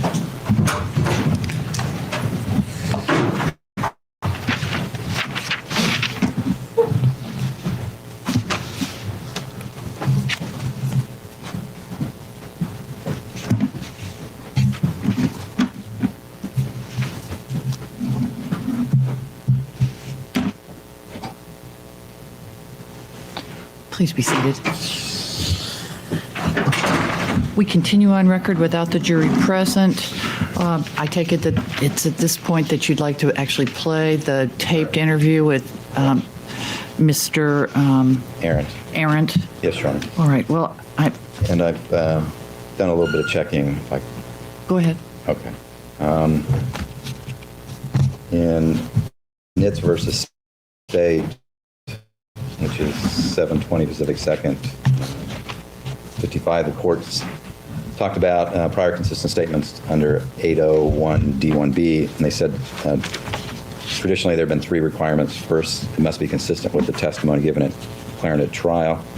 Although in a subsequent opinion, Van Meter versus State, the court said it doesn't have to be completely consistent. There can be some inconsistencies. And then in a footnote in Van Meter, they also said that to the extent that they're inconsistent, then they'd be admissible as an inconsistent statement. So they said, so in Van Meter, they indicated that the fact that they're inconsistent doesn't prohibit, doesn't mean that they're not admissible. The second one is that the statement must be admitted to refute an express or implied charge of recent fabrication or improper influence or motive. And third, that the prior statement must have been made before the asserted improper influence or motive arose, although in rule that there could be times where the statement, but in this case, I think it meets all 3 requirements. It's consistent with it to the extent there are some inconsistencies. There are minor ones, and as the court in Van Meter indicated, it was that didn't make it inadmissible. Secondly, it was. You've unalived my daughter over there with laughter. I don't know what that means. Let's go. Thank you for the super chat. Let me know if anyone sees Twink in pink, because I have had a hankering for cherry cheesecake all day. Well, dang. Yes, No way. cherry cheesecake. What Caleb Did I said. say the name wrong? Carmen's done. It's Twink. Carmen's gone. How would you say that? What? Tawink. Oh, let me look at it. Tawakan? Tawakin. Tawink. Caleb, how would you say this word? Twink. Twink. You would say it twink? TWINK. TWINK. Twink. T-A. Oh, TAWINK. Twink. Twink. That's what I said, and Carmen fell off out of her chair. I wasn't laughing with the way that you said it. I was laughing by the whole thing that he said because it was funny. And it's funny too. It's funny when you read things. That's not a tea waffle, I'll tell you that, Snipe. You can't use twink spelled properly. Oh no. Well, One tea, one in the stick. Get it in the pink. So I have to look up cherry cheesecake on No, don't Urban do that. Urban No, don't do Dictionary. that. I can tell you after. I'll look it up. You might see just my facial expression when I find it. Why was 6 afraid of 7? Because 7, 8, 9, and that's how we rolled in the 70s. That is correct. I have not looked it up yet. Cherry pie. Give me a second. I've been searching all day. I've been searching all day. I don't know. Moni, you're asking like the wrong old person here. I have no idea. Oh. It's not, if it's in the pink. It's only bad if it's in the stink. Dear Lord. Sorry, Moni. Educational Moments by Spana VJ. I'm going to mute now. Oh, I just hit the chat. Okay. Whoopsies. And we're. Thank you, Jessica.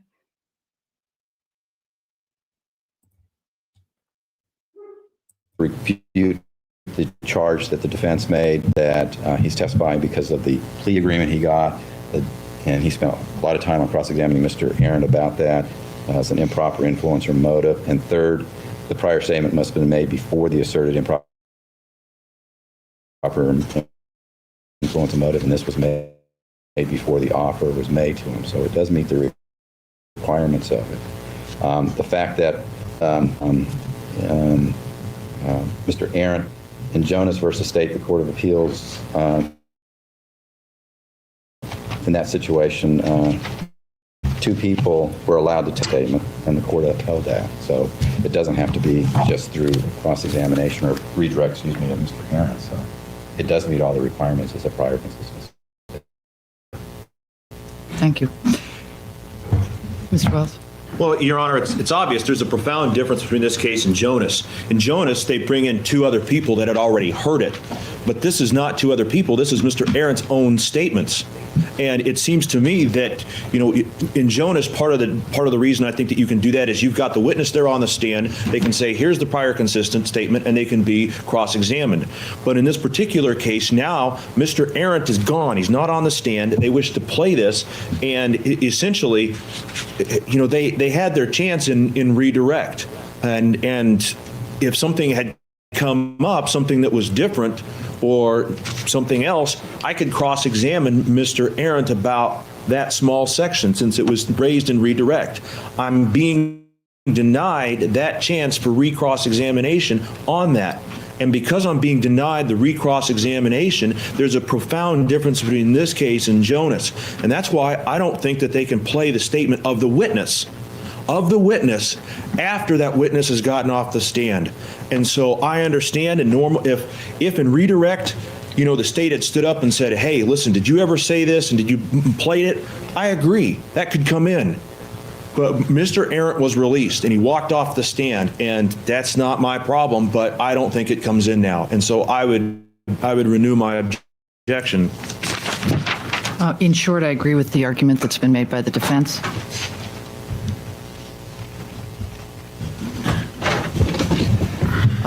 Prior consistent statements have been held to be admissible only under very limited circumstances. And I note that Nitz is also very distinguishable. That was a child sexual abuse case with facts very different than those presented here.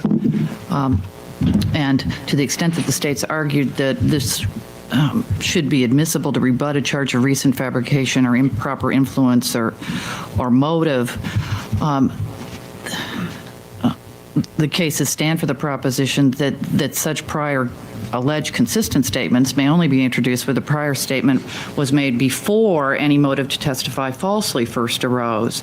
By Mr. Arendt's own testimony, he had a motive to fabricate at the time that he was interviewed by police, at all the times he was interviewed by police, but by his own admission, repeated multiple times yesterday at the interview that the state wants to play for the jury without Mr. Arendt being present. According to Mr. Arendt, his statements made during that interview were to salvage the rest of his life. and an inference could be drawn from that statement that in turn meant to give an excuse for his own behavior or to deflect blame. I will also note that the jury's heard the details of each of Mr. Arendt's many interviews in detail, and the state was not precluded on direct Hold on a second, Mom. or redirect from asking about prior statements by Mr.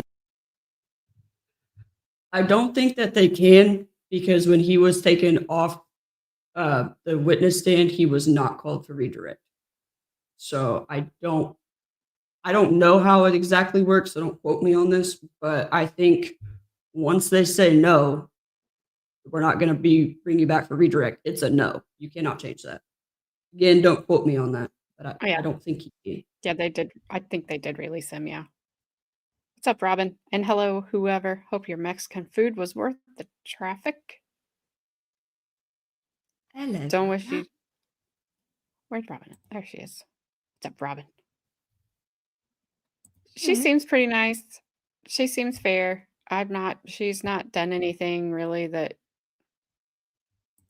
has made me think anything. The only thing that's made me question her is the hairstyle and whatever that kind of plant that is beside her. That thing's huge. That thing is big and distracting, and it's nothing like Judge Boyd's pretty flowers that she always has. Yeah, hers are like nice and subtle. Yeah. Hers look like the scarecrow that Yeah. Gabby says she is. Oh, well, there's your dog right on cue. She's perfect. She never does anything. Judgy Judgersons. Nah. You just like her voice. You don't want to see her face. You just want her to whisper sweet nothings in your ear, but put a bag over your head first. All right. She did. Mr. Arendt, both consistent and inconsistent. In my view, playing the tape, particularly without affording the defense the opportunity to cross-examine on statements made, now that Mr. Arendt has been excused, would put undue emphasis on the version of Mr. Arendt's statements that the state urges the jury to believe, or presumably will urge the jury to believe. It is a lengthy interview. I read most of the transcript to the extent possible after it was provided to me this morning. And just that quick review also suggests that there are real issues about the extent to which it could be said that this interview is consistent with Mr. Arendt's most recent testimony. The transcript goes on for pages and pages and pages that have nothing whatsoever to do with Rachelle Waterman, but rather relate the details of the murder, which the jury's heard already from Mr. Arendt and Mr. Riddell. To the extent that there are statements made about Rachelle Waterman that are either consistent or, as the state suggests, inconsistent, again, the state had the opportunity to cross-examine on those, had the opportunity to have redirect on those things, and playing the tape, in my view, is both cumulative and outside the hearsay rule. I should note that I did review a number of cases, not the least of which was Malloy versus State, which strongly suggests that introduction of prior consistent statements, again, under circumstances far less extreme than those suggested here, should be only sparingly allowed. Ready for the jury? We're going to break at 12:30 or so, I'd like to bring them in. All right. Bring in the jury. Please be seated. Yeah. I agree with you, whoever, to this point. Carmen, remember for 18 months. Thank you so much. Woohoo! Woohoo! Fabulous. Yeah, I did I not agree. do the Aquanet. My mom did the Aquanet. I did the Miss Clairol in the purple bottle. It was the was an aerosol. Does that she was still have a? that was Oh, no, late. you cleaned I up. was reading Robin's. You cleaned out that closet upstairs, didn't you? Because she used to have some up there. Yeah, no, it's gone. I would be scared it would blow up. Yeah. We already watched that one, Flash fan. She was guilty. Oh, speaking of Texas, if any of you live in Texas or any surrounding areas, there's a blue alert out right now due to a gentleman that pew-pewed a police officer in Tyler yesterday. Police officer was airlifted. Luckily, he is in stable condition, which is good. But that guy is still on the loose. I don't know if other states do the blue alert, but if you're around that area, be careful. Never heard of it. But I'm glad he's hopefully will live. All right, back to this this. I may speed this up if we're just gonna have to listen to this state guy. You do not use pledge for your hair. You spelled like lemon. Lemon pledge. Lemon pledge.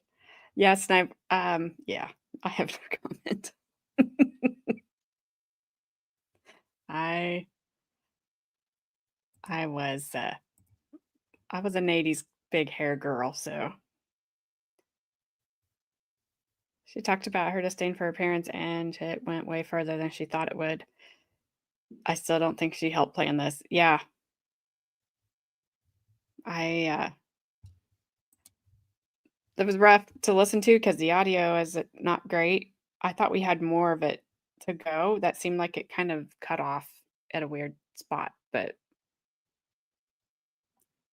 we'll have to wait and see. But I think we just have the state right now, so yay. Yay. We continue on record, and sir, I remind you that you remain under oath. Yes, ma'am. Go ahead, Mr. West. Now, you interviewed Mr. Arendt there? Yes, I did. Okay. After the interview with Mr. Arendt, did he agree to help you show various locations? Yes, he did. Okay. And who was assigned to do that? Trooper Claus. Okay, so Trooper Claus went out with Mr. Arendt? Yes. Okay. And what did you all do then?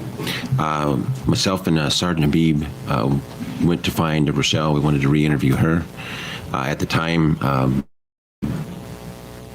Brian was being arraigned at the Craig Courthouse. We went to the courthouse thinking they might be there. We didn't find them, Rachelle or Doc. We went to their residence. Rachelle was there. I asked her to come to the police station again with me for another interview, and she agreed to come. Okay. Was she by herself at the residence? No, Mrs. Pierce was there, their next door neighbor. Okay. And then you went to the police station? Yes. And you interviewed her? Yes. Okay. Now, I'll go into the interview later, but after the interview was over, you arrested Ms. Waterman, right? Yes. Okay. Now, you brought some evidence back with you. Did you do much more after that in the investigation in Prince After the arrest? Yes. Yes. What else did you do on Prince of Wales Island? On the island itself, what other investigation I personally did? Yeah. Basically, while I was there, we just collected the evidence and sent it to Anchorage for analysis. Trooper Claus and the troopers there at Prince of Wales did the bulk of the follow-up from there. Okay. Now, did you get information from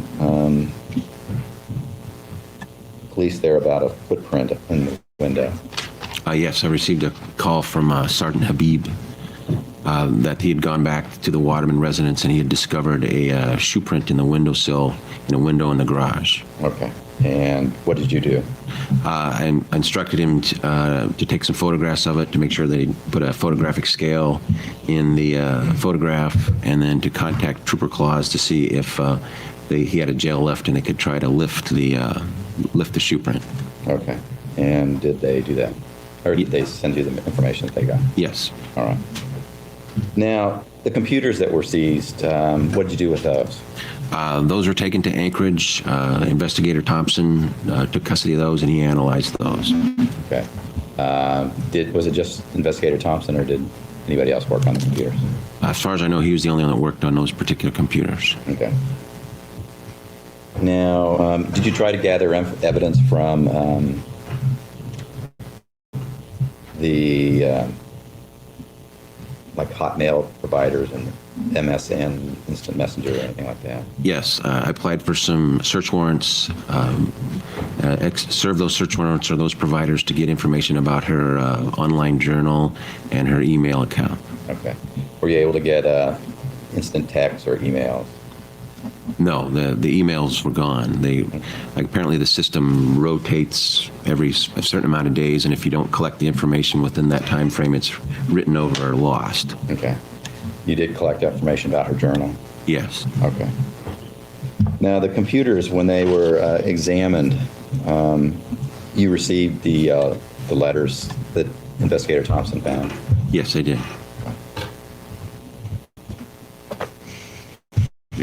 Okay. I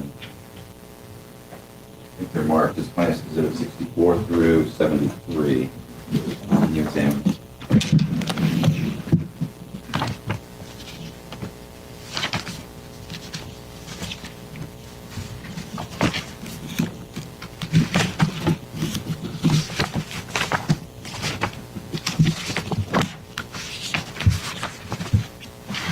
Yes, these are the letters. Okay. And did you go through them? Yes, I did. I read through. And what did they consist of?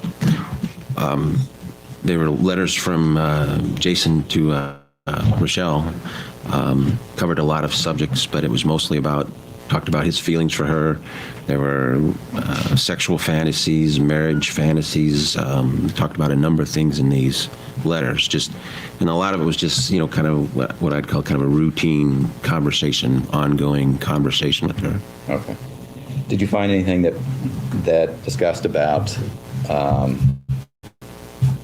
the Lauri Waterman's killing or her death or things of that nature? There was some references to it, but nothing, direct. Okay. Do you remember which ones you looked at that saw that? Which individual letters? Yeah. I'd have to refer to my report for that. Okay. Well, while he does that, she's 15. He's 24. Yeah, ew. There's no normal conversation about marriage going on And there. Not some actual unless you're like fantasy. marrying. Yeah, no, that's not normal.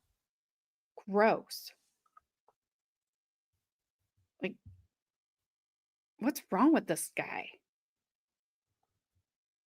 What's up, Heidel? What's Debbie Does Dallas? It's a adult I can- film. Oh, never mind. I'm not going to Google that. Then.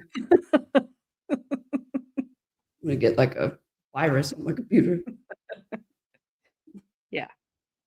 I don't know if it was from the 70s or 80s. Don't Google it. Don't Google it. Google it on my phone. I'm not doing it on my laptop. Do people still fantasize about marriage? Was he going to run off and lived under his bridge? Yeah, he was still like with her. He was going to run off with her, and it's gross. Like, how does he? I don't know how he calls that normal. That's just wrong. Oh, Oh, now you feel like oh man, my stomach growling. Now you know how I feel when I look up the last code tells me to Google. Robin. I see that. Ah, Whew. Yes, in a van down by the river is where they would have lived. He was in his own world. And I think this investigator lives there with him. All kinds got of a wrong. highlighter in his pocket. Marcine is glad to see you. Is that a highlighter in your pocket there, sir? Oh, I know she's Googling. Googling. Yeah, there's Um, nothing normal about that. And that guy's weird. Yeah, maybe I don't know. I was gonna try to give him a break. Like maybe it's his phrasing, but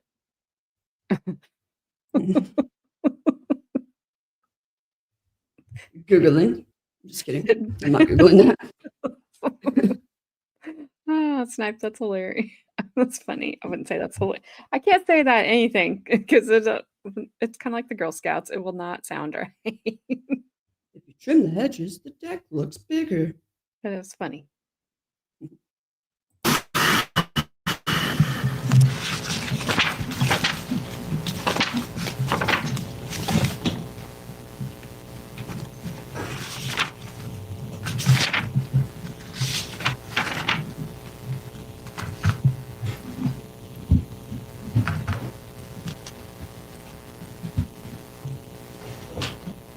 Okay, in the letter titled "Letter for Shelley Number 3." What's the exhibit number on that? That's exhibit number 66. Okay. What's it say? There was a passage that said, "Maybe her plane will crash. I'll see if I can cook up a spell. Maybe a heart attack at 40,000 feet. Pretty hard to get her anywhere near medical attention in time. Yeah, I like that one a lot." He also said, doubt I'm strong enough to pull it off unless I use my whole life to do it. And yes, I know you said not to do that, so I won't, just as long as you don't either. The way I see it, that comes into our pact about us not doing anything to ourselves. Besides, it might require a lot more than just a decade of life, and I couldn't leave you behind like that, baby. Okay. What else did you find? Wait, Judge, at this point, I'm going to object to that because essentially we're getting Trooper's opinion about what refers to a plan and what does not. All he's doing is simply reading the letters. Pardon me? All he's doing is simply reading the letters that he thinks has relevance on this issue. I mean, if the defense is able to cross-examine him, but I think the letters are permissible to go through. Well, I don't know that there's an objection to the admissibility of the letters, is there? That's correct, but the state has asked, was there anything that relates to this plot? And then we're getting this, which doesn't directly relate to it, and that is the officer's opinion, and he's not entitled to give that. If the state wants to ask, is there anything that discusses the death of Lauri Waterman, that potentially relates to that, or anything else that they thought was significant. But again, that's winding up as his opinion, and that's for the jury to decide. And so I would object to it being phrased or couched in such a way that he's allowed to give his opinion. All right, so the objection's to the form of the question? Yes. If you could rephrase and ask him if there are references to Lauri Waterman, please. Did you find the references to Lauri Waterman's death or plans to occur after? Yeah, all the letters were written prior to the murder, but there are references to the plot or to their possible plans to carry it out. Or what's going to happen after she's dead? Or things like once she's out of the way, what we'll do. Okay, and can you give some more examples from Okay. Anything in particular you're looking for, or just, okay. Again, this is from that same letter, exhibit number 66. And Brian and I were thinking of another thing, more on the long term. He sees your mother's rather materialistic. I mean, she frickin' wanted to sell you off. And if some catastrophe happens and she's around for the duration of your stay in the house as an 18, then she'll practically be throwing you at me if I had money. And then it goes on, while I don't know your dad too well, I think after your mom was gone, that we might, after waiting a bit, of course, in parentheses, just come clean to him. I could come over and we could sit down and chat and really tell him the truth. He might be okay with it if we decide to be open and honest about it to him instead of sneaking around. If I was a father, I'd know that. I'd respect that in any guy that wanted to date my daughter. Okay. What's the date on that letter? You said it was October 6th. Okay. Any other references that you noted about Ms. In letter dated, or the letter titled "Letter to Shelley Number 9," which is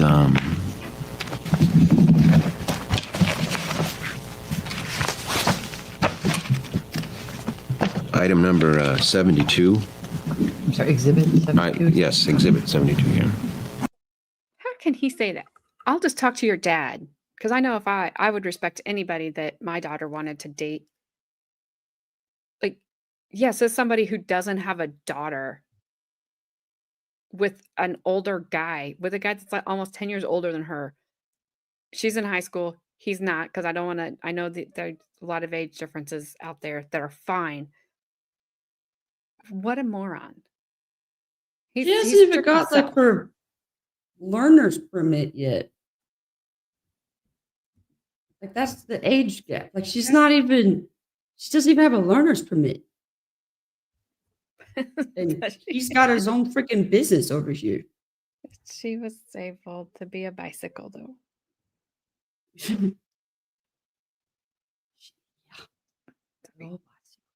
Yeah, these letters are, they just are gross. And the fact that Debbie, are you still alive? she's eating dinner, remember? Oh, I didn't. Sorry. I can't tell because I'm kind of with Bad Dazzler that he needs to read in different voices so we know who's talking here. But I think these are all letters that Jason wrote to Rachelle. So there's nothing in there that she has said. It's his conversation, it's his fantasies, it's what he's wrote her. He's an odd duck. He's just an odd something. But can she ride more than just a bike? Oh, she can ride more than just a bike. Ew, let's go. Nah.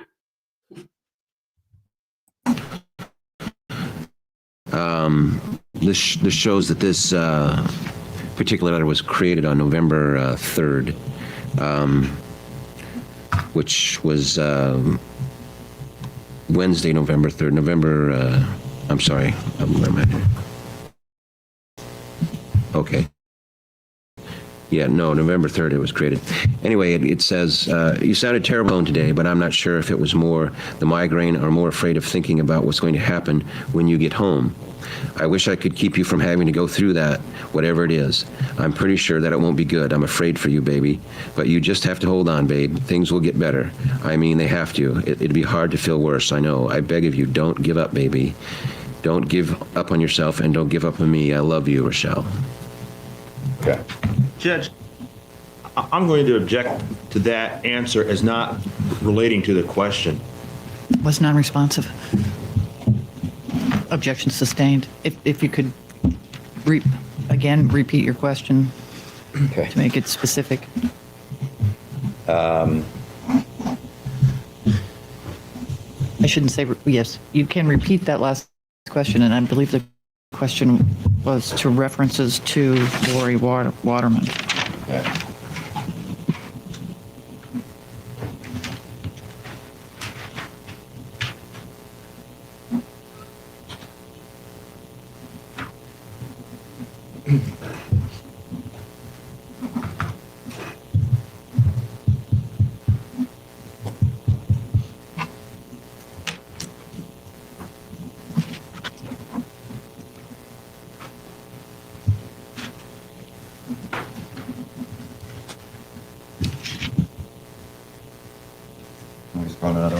Did he talk about in the letters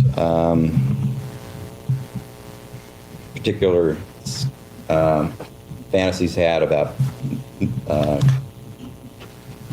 killing Lauri Waterman or getting somebody to do so, hiring a hitman or something of that nature?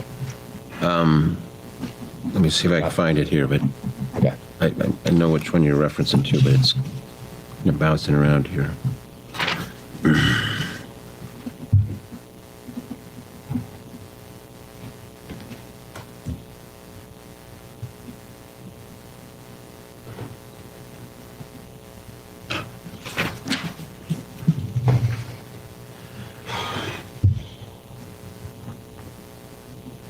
In a letter titled Letter for Shelley number 4, which was created on October 11th of '04, Parent writes, I'm going to hire a team of the most expensive lawyers money can buy to get you emancipated, whether your mom is still there or not, parentheses, which she shouldn't be. I mean, unless you don't want that, maybe your dad will end up being cool about it and won't be a problem. But the option could be there anyway. Okay. But I mean, is there a, do you remember reading, I'm not sure which And letter I'm it sorry, is. what exhibit were you referring to there? So that was letter number 4, which would be Exhibit 67, Your Honor. Yeah. Is there a long involved plot about, I guess, the mafia or something like that? Remember that? Search. Your Honor, may we approach? Yes.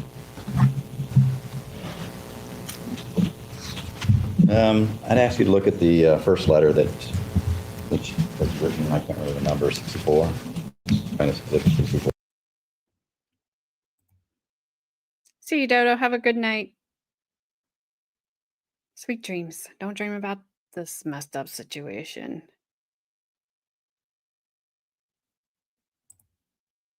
I don't know that she ever said anything, Paul Town. Because at one point he did tell Brian Riddell that she said she didn't want it. She didn't want that anymore. She didn't want them to hurt her mom. And then all of a sudden, Jason then says it's back on. But Brian never talked to Rachelle. So don't know. Don't know where all the information came from. And also, hi, Chloe. If you didn't see me wave at you, I waved.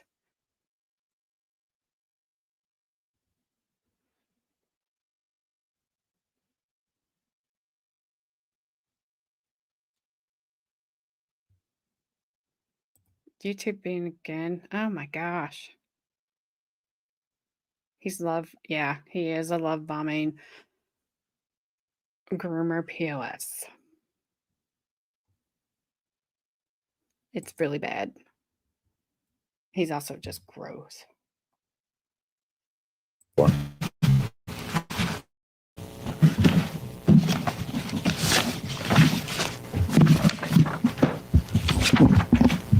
Okay. And that's 26 of 64? Yes. What's the date on it? September 29th of 04 is the creation date.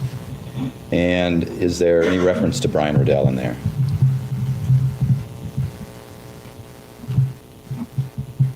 Let's see, 1, 2, 3.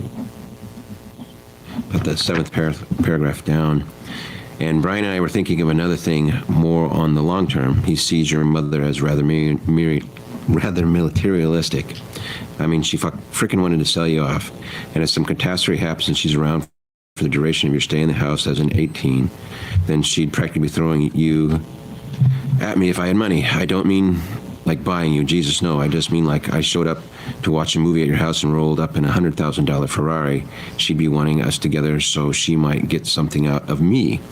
I don't know if his view on her is the same as reality, but it sounds good in theory. So we've got some ideas to place, some ideas in place to nab some large cash in the long term, maybe a year from now or so to set it up. Just trying to see all the angles here, babe.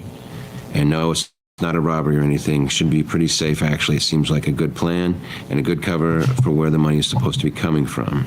Okay. They're talking about money and Brian and him discussing that money. Yes. Okay. And that's the date of September 29th? Yes. Not November? The creation date on it says 9/29/04. Okay.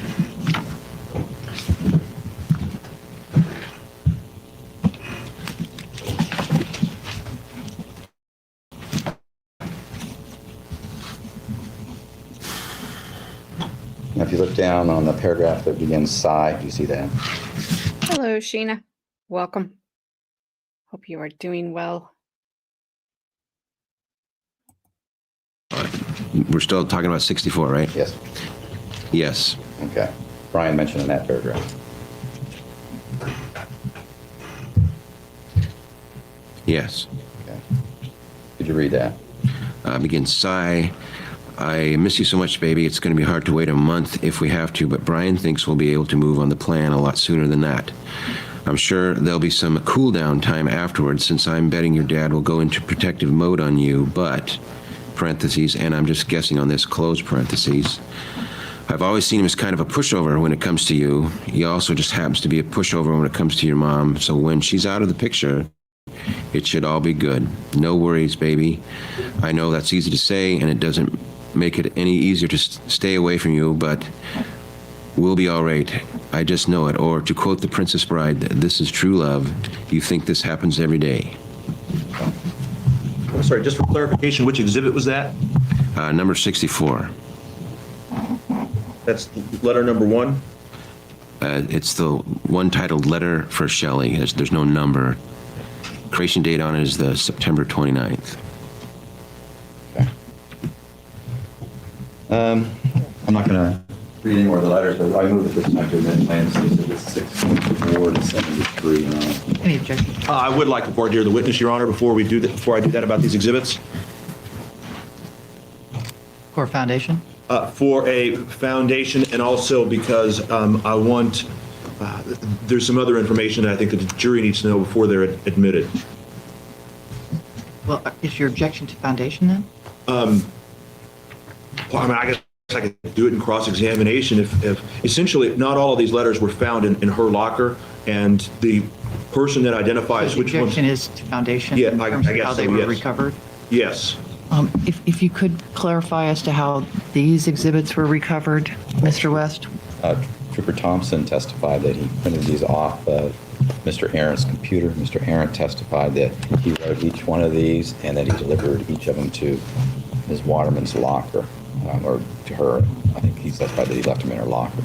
So I do think that proper foundation has been laid for them. You could cross-examine on the letters, but I'm going to admit them. Before they are admitted, could the witness identify which letters were found in the locker, or would the court prefer that I handle that on cross-examination? Why don't you take that up on cross? Okay, different courts do different things, and I appreciate this court's direction. Thank you.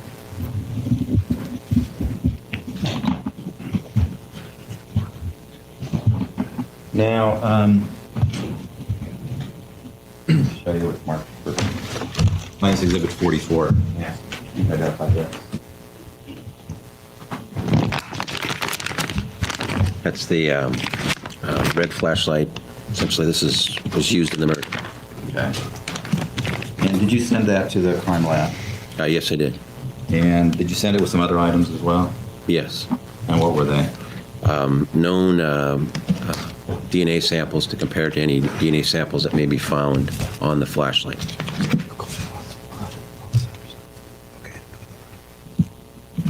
Okay, sure. Here's the left. Yeah, no problem. Plans Exhibit 8. Can you identify it? Number, please? 8. 8 is the glove fingertip. Did you send that to be examined too? Yes, I did. I'll show you what's marked for identification. Plans Exhibit 58, 49, 39, and 56. Can you identify these? Exhibit 58 is buccal swabs, DNA sample we collected off of Doc Waterman. 39, again, some buccal swabs, a DNA sample we collected from Jason Arendt. Exhibit number 49 is buccal swabs collected from Brian Riddell. And then item 56, this is a known blood sample collected from the remains of Lauri Waterman. Okay. And did you send all those to the crime lab? Yes. And for what purpose? For the lab to get the DNA profile off the known samples and then compare to any DNA found on the flashlight. And any DNA found in the glove tip. This time I moved to Plans Exhibits 56, 49, 39, 58, 8, and 40. 40. No objection. They are admitted. What's up, Zach? My dogs think I'm pretty awesome. So I'll try. And yes, we did call for a platitude from the Prince of Wales. That's exactly what happened. Gabby's eating dinner, so she won't see that. I'll let her know though. I don't know that she ever said it's back on. All that is Jason's testimony. That's all that is Jason's words that he said. He was the only one running supposedly in between telling Rachelle things and Brian things. Rachelle, if she said them, I don't know. We don't even know if she ever responded to those letters. We don't even know if she ever even got the letters. They just were put in her locker. Maybe. The more that this goes on, those sentences need to be flip-flopped between Brian and Jason. Which one? With Brian getting 99 years and Jason getting those sentences. I was like, yeah, those they need to be flip-flopped. Jason's a nut job. Yeah. That's not nice, Bree.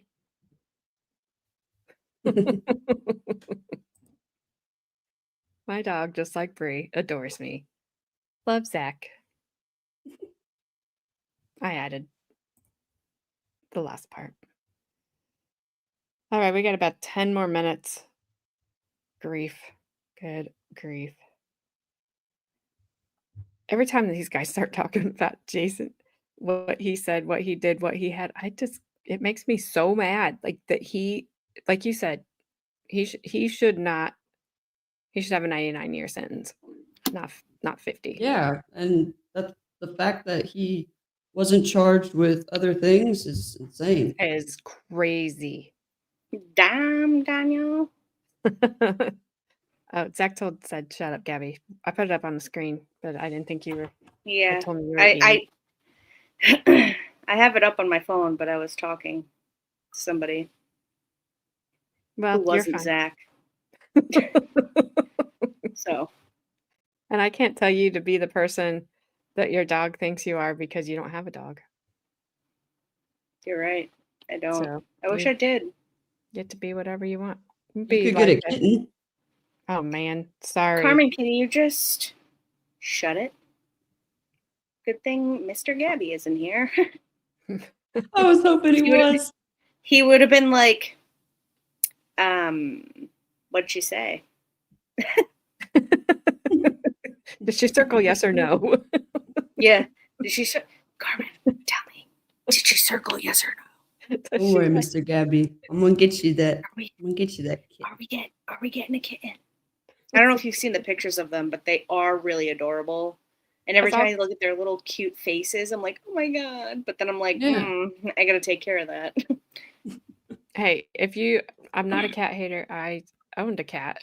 And then Carmen brought a cat home after I told her not to, and then left it here with me that I had to take care of. You act like I just abandoned it. Yeah, she pretty much did. No, but I did not. That is horrible. So, well, so if you ever, and I told Carmen after that cat passed away a couple of years ago, I would never get another cat because that cat had me spoiled. She knew how to use a dog door. I didn't have a litter box. There was nothing. So if you ever need me to talk you out of getting a cat, I can. Well, it's not that I love cats, and I'm more of a dog person than a cat because I absolutely love dogs. But the one reason why I'm hesitant of getting a cat is because my sister's allergic to cats. Most of my family is allergic to cats. I am not allergic to cats, but my sister is, and she comes to my house a lot, and I don't want her to be uncomfortable. What did Frank say? A woman not wanting to take care of her. Interesting. Well, my poussoir is very taken care of. Thank you very much. TMI. I've used Caleb's joke more than once, says Zach. Well, you missed the joke from earlier, so you have to go back and listen to his koala joke. Because you'll probably use that one as well. That was a good one, wasn't it? That was a good one. It was a good one. It's not where I thought he was going. It was great. Totally threw me. It's never where I think he's going. I should learn that too. You could get a hairless cat. Well, you know what? I love those. Did you ever see the hairless dogs? Yes. Yes, I know. Hairless cat.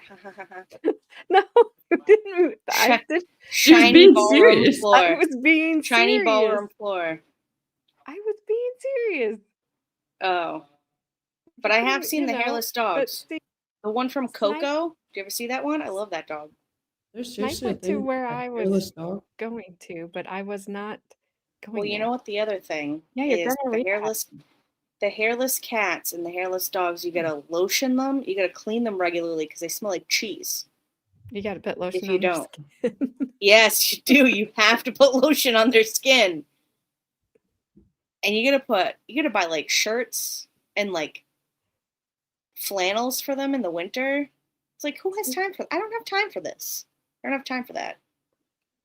Well, like I said, I told you how to get around there's cats that are hyperallergenic because No, I Miley, know. the cat that I had, I couldn't have her in my room because she would make me start wheezing, make my I eyes know, hit. it's But just so then Whiskey she the was cat, like, "Bye, Miley, I'm moving away." that's not true. Gosh. it's See, very if I, true, Bad Dazzer. I just take it right to the gutter. That's just where my brain goes. Sorry. Can't help it. Yeah, I well, was not in the gutter this till I chat, started saying it, and then Snipe was in there with me. He was in the gutter with Yeah. me. Well, you know what? Snipe always be in the gutter. In the gutter. He be in the gutter. He be gutter Snipe, you know? Well, okay then. All right, we got 10 minutes left. All right. Sorry. Calm down, I Carmen. come back randomly and I derail it again. My bad, Nah, people. you're all good. All good. Okay. Now, is Rachelle Waterman in court today? Yes. Can you point her out? Yeah, she's sitting right there in the white shirt. Next to Mr. Wells? Yes. The direct reflect the notation of the defendant, right? So noted. Here's the other tape. it's her trial. I would hope she's in the courtroom. Let me show you a couple. This is the initial portion. Show you a couple of exhibits. Ask you to identify them. Plaintiff's Exhibit 23. Is that the CD recording of your initial contact with Ms. Waterman on 19 until you get to jail? Yes. Police department. Yes. And Plaintiff's Exhibit 37. Ask you to identify that. This is the videotape recording of the interview on the 19th With Ms. Waterman. with Rachelle. Yes. This time, Your Honor, I'd like to initially play the Plaintiff's Exhibit 23. This is reference case number 04156, date for 11/19/0504. Time is now 16:54 hours. This will be attempted contact and interview with Rachelle Waterman, being conducted by Sergeant Karen and Police Department. We're here at the Waterman's residence on Ocean View Drive, 604 is the address.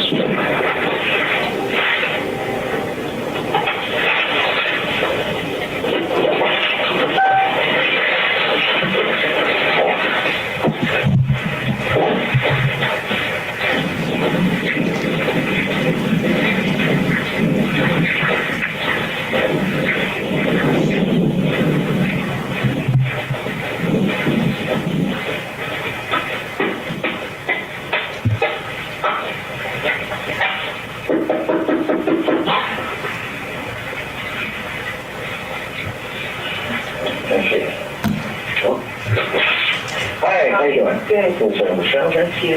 Recommend? Yeah. Hi, Rachelle. How you doing? Okay. Okay, good. Well, as you know, Brian got arrested. Yeah. And it's just been arranged. We talked this a little bit this morning, or last night actually. There's a few things we need to run by you. Is that okay? Yeah. Would you mind coming down with us to the police station where we talked before? Sure. A little more private down there.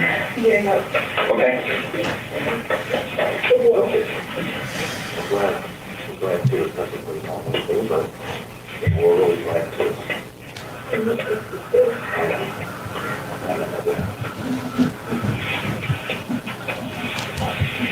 Can everything go? Yeah, I'm going to go from. Okay. We're just tying up the loose ends. We got some things to run by her and confirm. The rule of thumb is you just can't act.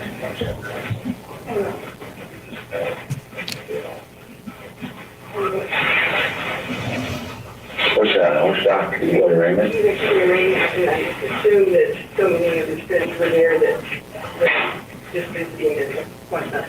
Okay. All right, we'll be down there. I'll sit down.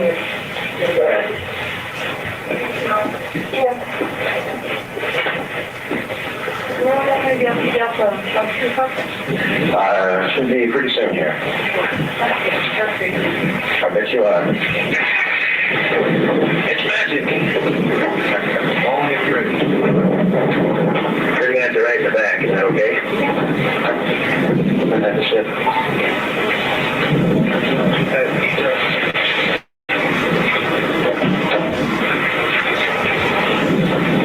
Okay.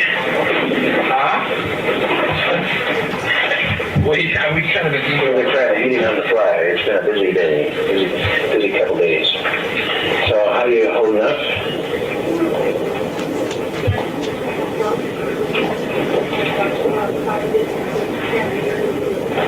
Five discs to what? Oh, for family guy.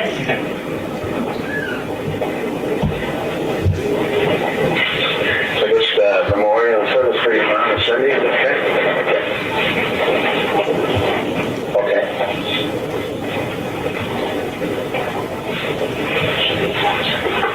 I'm sorry. You're good.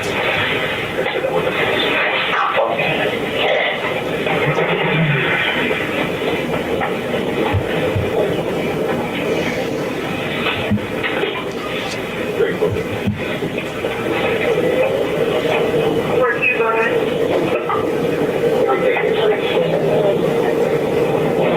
I'm sorry, what? Or so it'll be up to your dad. Depends how long it takes. I mean, it may take us a little while to run through this. It's just we've got kind of a laundry list of questions to ask you. A little cooped up, huh? I see. Well, we'll try not to keep you confined too long.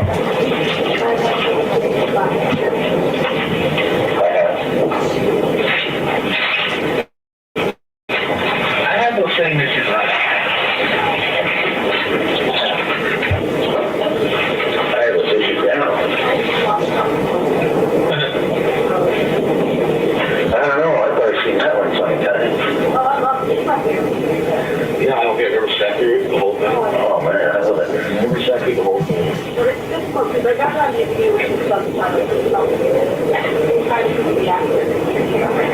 Oh yeah. Hey, you don't understand the German? Yeah. Yeah, some of the older movies are the ones that never sat down and sat through that whole thing. That's interesting. Good one. Especially when I'm weird, I get stuck watching things like the Discovery Channel, History Channel. Drives my life.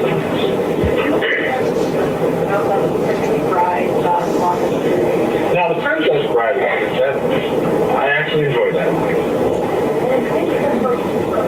Yeah.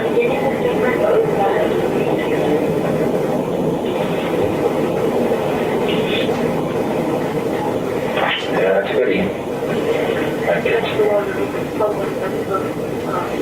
Don't you think Lord of the Rings kind of started going downhill in the last one? Yeah.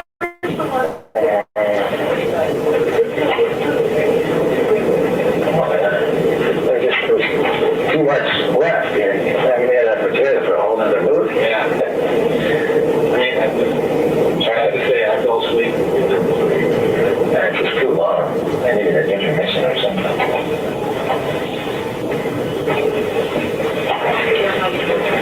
Yeah, we'll let you out. Yeah.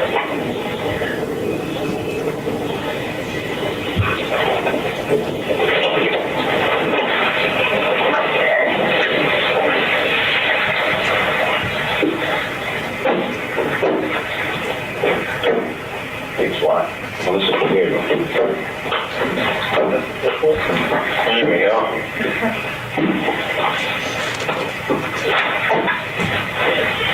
What do you think? Cold That's that same room we were at before, okay? Right there to your left. Yeah. So I had the sheet there before you went for it. Okay.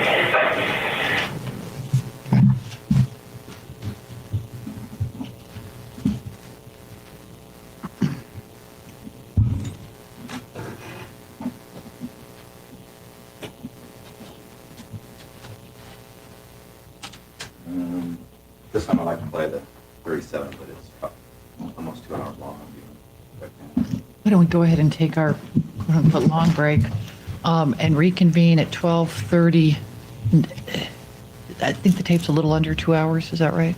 I think it's just a tad under 2 hours and 6 minutes long. So do you think you can go without a break then from 12:30 to 2:30? Yeah, that helped us out in 0. So we heard about the movies that she liked and Princess Bride and whatever movie he fell asleep to and blah, blah, blah. And a lot I of, heard Wind. no. And we heard Wind. This will be back to video, so hopefully it's better. Heck, I would not put you Video through killed that. the radio star. I'll watch some of it tonight and try to mess with it a little bit. What? Well, and the for tomorrow, I think it's her other part of her interrogation video because now Ah, they gotcha. went back to her house. So we saw the first part. Apparently, she went home. I thought he said they arrested her, but then he just said, go back to the room you were at. So, okay, I don't know. But you'll need to, because it may sound good on your end, I'll but come like in. let I'll jump Gabby in listen early to it. and let you know. Yeah, because it sounds maybe different on hers.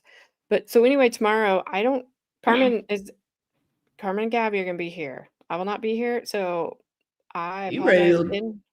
in advance for anything that happens. I That's don't. all I can do. I may be able to. It depends on what time my granddaughter gets picked up. If I can jump on here, I will. But I don't know if I can She or don't I can't. even. Does she not even leave Indy till Between 4 and 5? 5. Yeah. Indy 500. But you got so are you but you got a couple hours of just that, and that doesn't include any stops. So who knows? And then Wednesday is this is my week to go eat dinner with my dad and my brother. So I will, if I'm not here tomorrow, I will definitely be back Thursday. Probably with just Miss Gabby if she's available. Carmen has to work. Wednesday, Thursday, Friday. She got on the one rotation. We were like, oh, I hope you don't get on that one. They were like, she's like, guys, guess what? And we were like, One that I- well, snap. The one that I didn't want to be on is the one, but it's for a good reason. It'll work out in the end. It will.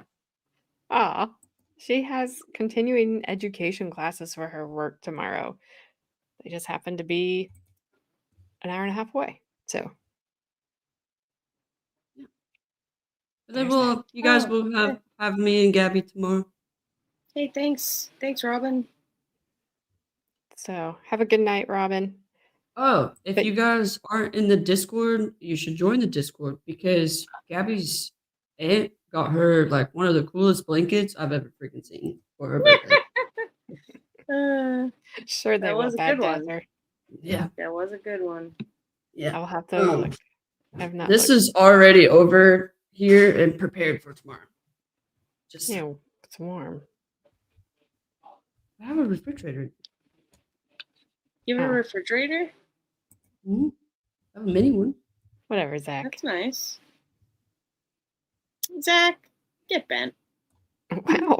That's all I could say. That's all I had at the time. Sorry, Zach.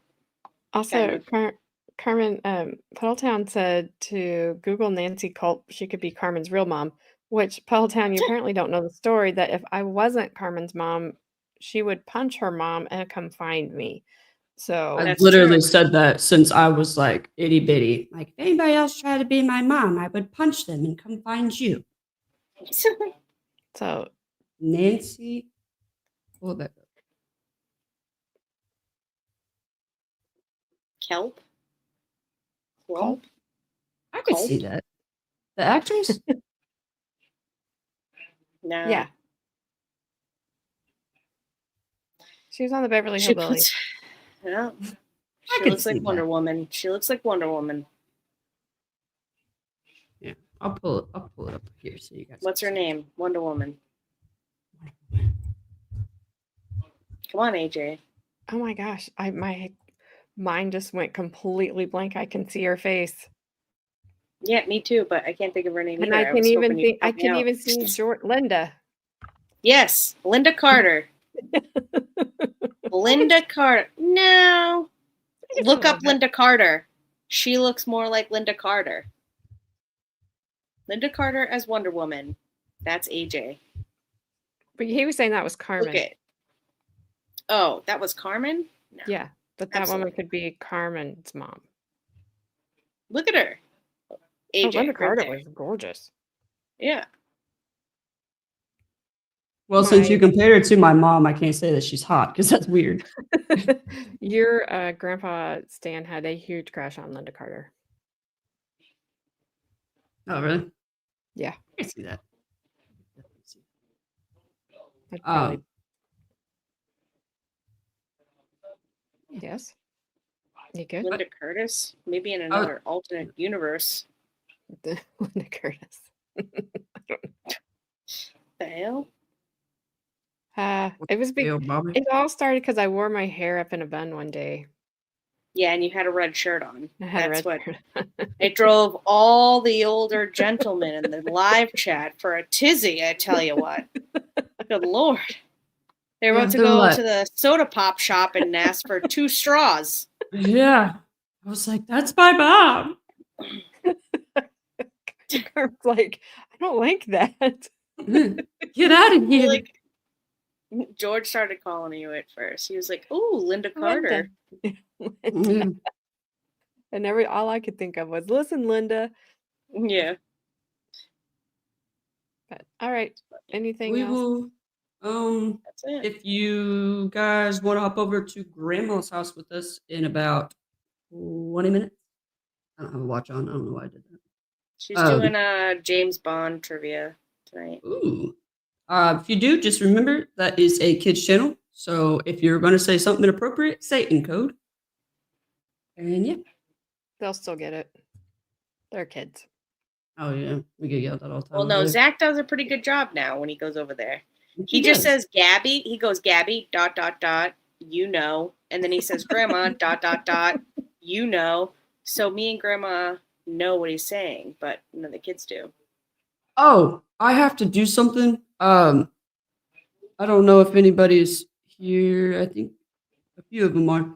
I said that I was gonna tell a story of what happened on Halloween with my coworker on Valhalla's stream, and I said I would do it tonight.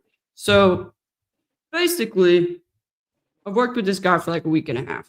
He's a new hire, and the night before that, I thought I had smelled some alcohol on him, but wasn't really sure. And then What are we talking? Like gin? very Vodka? yeah, but it was really, really faint. Okay. And I mean, we have like hand sanitizer and stuff in there, like it very potent. So I didn't know if he had just went into booking and used that or what. So I didn't really think much about it. Following day, which was Halloween, I was in booking. They were out on the floor with the other officers, and they kept coming in. The other officers kept coming in saying like he smells like alcohol. And the sergeant and I would just again kind of just push it aside because I don't know him well enough to be like, is it just like metabolizing and you're sweating it out? Right. And like, so, but then it just kept getting worse and worse and worse. So then he went outside and I told the sergeant, I'll be right back. So I went outside with him and he was like swaying on the picnic table that he was sitting down on. And when he stood up, he freaking like almost face planted this side of the building. It was awesome. But then kept stumbling around and I was like, are you okay? And he was like, I don't even know what he said. But I went inside, told my sergeant, I was like, yeah, he's blasted. Like, there's no way around that. He was hammered. He was Yeah. really drunk. Wow. Yeah. And so they called the deputy in, did a field sobriety test in the Sally Port. Royally failed that. And then Wow, so they bad hit. took him to the hospital for a blood draw, I believe. And then he went from wearing a uniform with a badge on it to being put in a jumpsuit. Wow. By the end. So that was That's fun. crazy.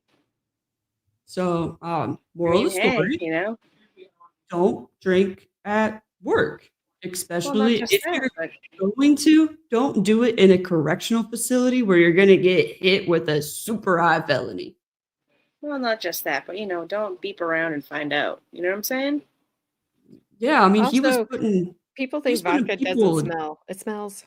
They can smell it. Yeah. Everyone Yeah, can you smell can it. totally smell it. Yeah. Well, he was where we kind of more started paying attention is when he started getting aggressive, like with the inmates, and other staff was having to step in, and, like physically step in between them, because that's that's putting weird. that's putting that officer in a dangerous situation. And but yeah, he was putting it in his orange juice, carrying his little bottle of orange juice around. Mm-hmm. But yeah, it was a little crazy of a night. I expected He's just people to walking get around work arrested. having a mimosa. Yeah, pretty much. Like I Having expected a people to happy Halloween. I expected He's like, people whoa, let's do this. to come in with like costumes and whatever.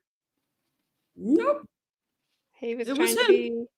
be Otis from the Andy Griffith show. Yeah, He's like, that's my He costume. thought- The town drunk. He thought he was at a baby shower every day, just drinking mimosas. He's like, these are But delicious.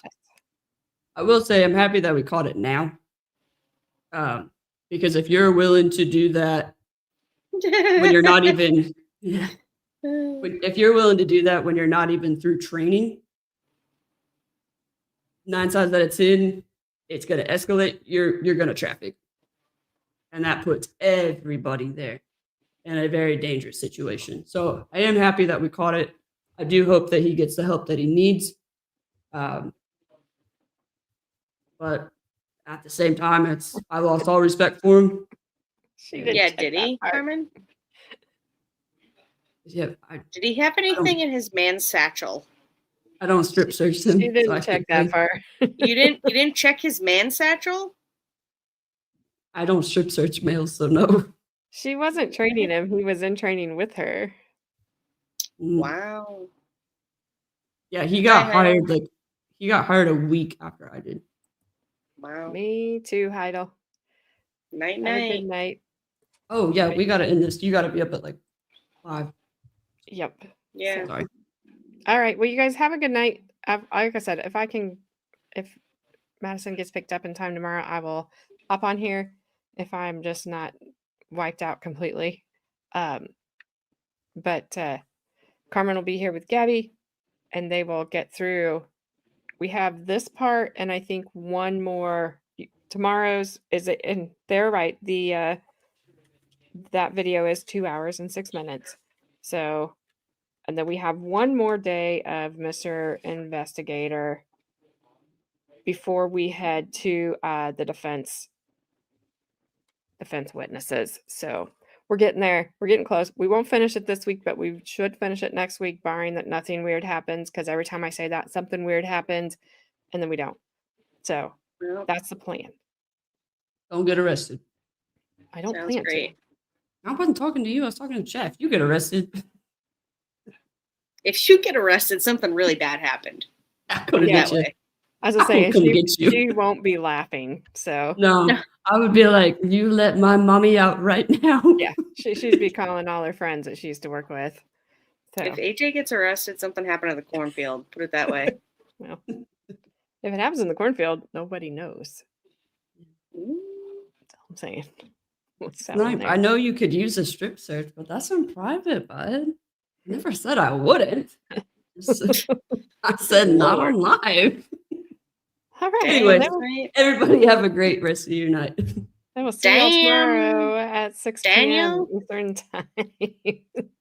Damn. Bye.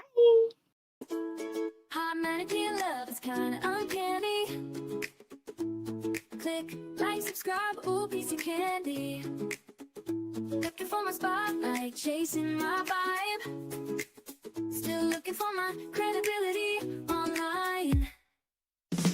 Ooh, hot mannequin love, candy on the floor, don't pick it up. Chasing all the clicks, chasing all the views. Credibility's hiding, but I'm bringing you the news.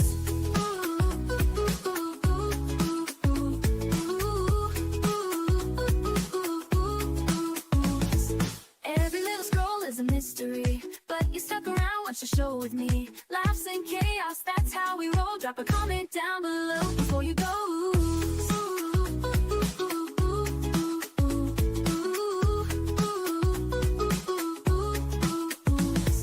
Every little scroll is a mystery, but you stuck around, watch the show with me. Laughs and chaos, that's how we roll. Drop a comment down below before you go. Ooh.